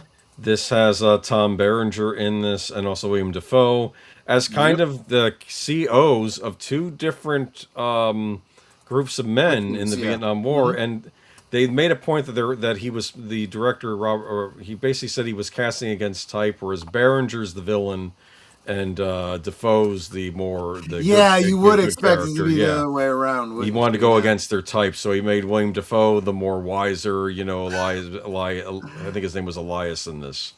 Welcome, Tom. Midnight's Edge After Dark says Chuck Sheen. Exactly. By the way, Tom, I'm probably going to have a karaoke stream coming up. Actually, it might be next week since we're going to get through this topic tonight. Probably going to have a karaoke stream next week. So, if you want to join us, love to have you. I want to make a point. This movie was directed by Oliver Stone, who had actually served in Vietnam. Mm-hmm. Yep. Yeah. He had a little bit of insight. Yeah, that's true. Keith David. I like his character in this too. He has one of the great lines in this, and he's like, because I guess they said, hey, you got your orders and you can go home now, because you only have to be there a year when you're drafted, right? That was the rule. Right. And so he said, oh, good, I'm going home, and he says, watch out. And he says, he made a warning that the beast is out there tonight and he's hungry. Like he knew that this was going to be a bad one coming that evening, and he just got out of it. And it was a nasty battle that night, but it was just. I feel like there should be we should do because we just recently did it. We should do a double feature, Hair and this one, right? And Platoon. Tom says, I want Okie. Okay, I will absolutely send you a link. Make sure you can join us next week then. The Night's Edge, yes, definitely. Sorry, go ahead. You didn't have to bring it back up again. Well, I was distracted. I thought somebody said something about Johnny Depp, and then I was okay. Yeah, someone did say something about Johnny Depp. Was Johnny Depp in this movie? No. Oh, was he? About Johnny Depp? Was he? He might have been. Darn it! Now I'm trying to think. Keep in mind, back then he was playing much. He was in this movie. Yes, Remember, he was in this movie. He was in. He was the track. I think he was the tracker. Yeah, he's in this movie. Yes, my mistake. He was. Yes. His first Kevin movie, Dillon? I think, was the one he did, Nightmare on Elm Street, which apparently he homages in this upcoming Ebenezer Scrooge film that he's. Interesting. No, he was in this. Yeah, and those had a great cast. Forrest Whitaker, Tony Todd. Oh, Tony Todd. I love Tony Todd. John C. McGinley, Kevin Dillon. This is a great cast. Yeah. This is really a great cast. Big fan of this movie. It has, of course, the cover here where they're playing that one classical theme, and they're pulling away, and of course you see Elias. You see a character. I'm not gonna say who it was. I just did, running as the Viet Cong are behind him, and it's like you never leave a man behind, and then because of the situation they do, and it's this horrible. And this is sort of where the Charlie Sheen character takes over front and center, because he hates I don't know. It's a great. This film. is one of those things where you kind of look. You can sit, never having served, and castigate people for their bigotries and their hatreds, but when you've actually been in combat against people, dude, unless you've walked a mile in their shoes, F off. They have every right. Well, it's funny because he said some of the scenes in this, like the one where he was screaming at the guys, "You're animals," when they were going to be going after the young girls in the villages, and he pulled Yep. them off them. He said that that was based on experience, and also him when he was yelling at the poor special needs kid and the thing. He said that was also me. Unfortunately, I did do that. Like he was basically pointing out the good and the bad he Yeah. did over there. Yeah. When he was So it was just a thing. And I've Yeah. had too many friends that served that would say, yeah, I've got a story of giving my chocolate rations to a kid. I also have my stories about who and how I killed. Yeah. So it's that's just the way it goes. yeah. But great classic movie. Brighton Beach Memoirs. I keep thinking I should have seen this. Is this Neil Simon? Yes, it is. Okay. Brighton Beach Memoirs, great, very funny movie. Very, very slice of life. This was the sequel to this starred Matthew Broderick, and I can't remember what that movie was. It looks like the lead actor. Is he the one who was in Weekend at Bernie's? That's what he looks Yes, like. yes, Okay, he is. Yes. I don't know this one. And yeah, this is a very fuzzy memory. I remember I saw this in the theater. Jonathan Silverman. That's what I'm Yeah. thinking of, yeah. I saw this movie. I loved it. Biloxi Blues. That's right. Biloxi Blues is the thank you deleted was the sequel to this one. Loved both of those movies. Yeah. Great films. Yeah, Neil Simon films. So it's very serious storylines with a lot of humor. So definitely check it out. Actually, I think there was a third movie, wasn't there? And I don't think I saw that one. But not only did I see Brighton Beach Memoir, this was another one that I saw. A buddy of mine was in a theatrical production of Brighton Beach Memoirs. Yeah. Okay. Good movie. Check it out. I can't tell you much about it. I don't remember. You may have no interest in this one because of one of the actors, but Yeah, I specifically did not say, and I was tempted because of Jeff Bridges, but no, I also can't Sidney stand it. Lumet directing, so maybe I'll check it out. But yeah, I saw Jane Fonda was in it, and I just skipped it. right. Yeah, and this is back in '86. I actually had that conviction back in '86. Never even heard of this one. John Lithgow, Jodie Foster, Mesmerize. I can't believe a movie that Jodie Foster was in back in '86 that I didn't see. I didn't know about it. I don't think I remember ever hearing about it. I think it's I had weird. a huge crush on Jodie Foster. Sure. Now looking back, I'm like, if I'd had any gaydar, I'd have known. Well, But I don't didn't. think any of us did back then, but Yeah, true. like I do now. Anyway, I guess you start to get more sensitized to it these days. maybe. All right. Wisdom. I point this out because apparently wasn't this the screen debut of Emilio Estevez, also as Demi Moore in it? Yes, did see this movie because Demi Moore, but I don't remember the details. I don't. Okay. Unfortunately, there was a lot of movies I saw in '86. I saw them once. They didn't stick in my head, so I'm not saying it was a bad movie. I'm just saying it wasn't so good that I remember it right now. You gotcha. Okay. Netter, any thoughts on this? I've never even heard of it. Yeah, neither did I. This was '86. This was before we met, so it's not like. Final movie of the evening, Witchboard. Yep, I saw this movie. This one I saw at the video store. Watched a screener of this. I remember bringing that home. My mom and I watched it because, again, we both worked at that video store. My grandmother thought, this was terrible. And she had all this. No. She had all this conviction about how evil, Ouija boards were and witchcraft and all this kind of stuff. Oh, okay. Well, isn't that basically what the movie's about? It basically is. Ouija You're board, absolutely right. It's like, stay away from bad. Tawny Which board Katane, is though. it called? Tawny Katane, yes. Yes. So that's the reason to watch. But I think I have this. I got the DVD of this years ago. I've never really gotten through it. But you know what's funny? As a bonus, it came with a little cardboard Ouija board inside it. And I'm like, Did you know? Okay, here's a little piece of trivia. Did you know that the Ouija board is actually a trademark, not copyright, trademark of, I can't remember now if it's Parker Brothers. I think it's Parker Brothers, but it could be It might Milton be. Bradley. It might be. I remember. Yeah. So seeing that in the store. chances are they had to pay royalties to the game company that owns the rights to that. Or they That just is called not- it, or they just called it Witchboard. Well, yes, but then they'd have to change the whole setup behind. There's the trademark is pretty specific, and there's only so much you can get away with. This idea of the Witchboard only the actual Ouija board only goes back to like the late 1800s. Sure. During And that whole again, medium it was craze. put out by out by Parker Brothers as a game. And it was,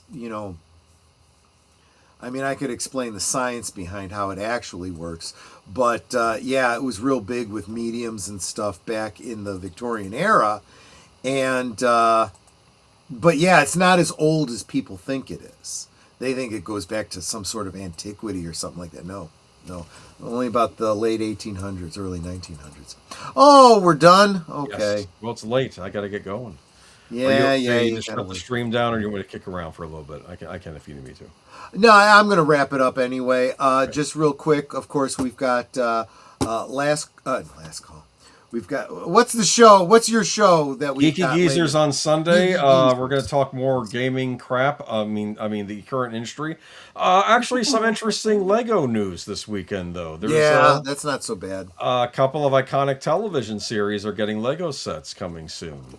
One Everyone from the that can 60s, license one is from the 90s. getting licensed. That's true. One from the 60s, one from the 90s. I think you'll really appreciate one of them. Okay. Yep. So we'll talk about that And on Sunday. Yeah. members, get over to my my posts on here in the community tab. Vote for your favorite Sam Neill film. If you don't pick my favorite, you'll be watching that the following Monday. And trust me, you have no idea what this movie is. You've never seen it. You will thank me later. Next week will be a karaoke, our semi sort of. We try for a monthly karaoke stream. Looks like I'm definitely going to be sending the link over to Tom from Midnight's Edge. He may join us. I'm assuming deleted. If you can make it, you'll be there as well. And don't forget, Saturday night over on Retro Cinema, we will be Tomorrow watching... night. Or later tonight, actually. Yeah, Hot Fuzz. Hot Fuzz with Simon Pegg, and I forget the other guy's name. But Ronnie Coltrane. That's it. I don't remember. Yeah, Ronnie Coltrane. And yes, so join us for that as well. Anyway, next week, karaoke. The following week, 2 weeks from tonight, we will have several special guests. Well, at least a couple, possibly 3 special guests. We're going to be talking physical media. We've kind of alluded to that throughout the night, but honestly, physical media is an important thing, guys, and we're going to talk about why, and we're going to talk to some subject matter experts on where they think the future of physical media. Is it going away? Are we going to own nothing and be happy? Are we going to pay monthly to access things that we rent and lease? Or will we continue to own physical media? We'll talk about that in 2 weeks. I think that's most everything. I covered most everything in the commercial break. Is there anything else that I needed to cover? Boom. I think we're good. Okay, Ned, any last thoughts, any last words? You guys are Osmo. She's absolutely right. You absolutely are. All right, guys, I want you to... We got to wrap this up because this guy's got to get to bed. He's got to work. Netter and I could sleep all weekend, but he can't. So I want to thank you all so much for being here. I ask you, please take care of yourselves. I can't take care of you, so you have to do it for me. I want you to be as healthy as you possibly can so you can be around as long as you can be. I ask you to stay hydrated, especially in the heat, because it's good for comfort. It's also good for your health. Washes the toxins out. Make sure you stay hydrated. And if you think you've had enough water, you probably haven't. Have a little bit more. Drink responsibly. Stay away from absinthe. Unless you really enjoy it. It's really not worth it. It's really not worth it. And I will... Outro. Take care. No, wait. What? I screwed up. I screwed up what I usually say, right? Take care of yourselves, and I'll see you all on the next one. Bye-bye, everyone. Good night, ladies. Good night, sir. Hit it, sweetheart.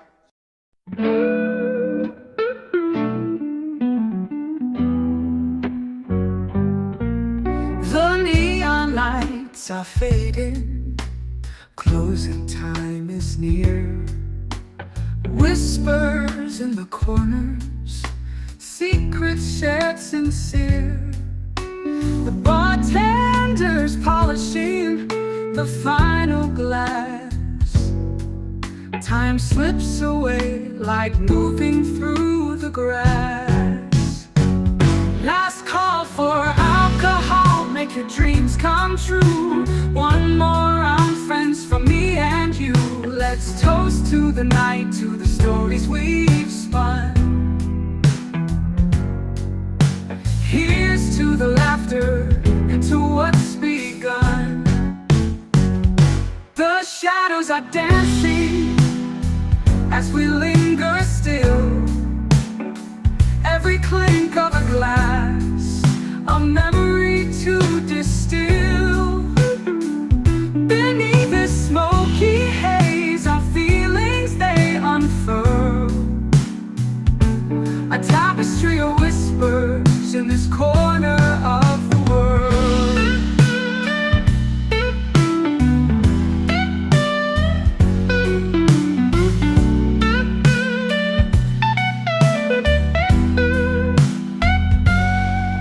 The jukebox serenades us with a final tune, crooning to the lonely and the lovers under the moon. With every soft note, the end draws ever near. But in this fleeting moment, there's nothing to fear.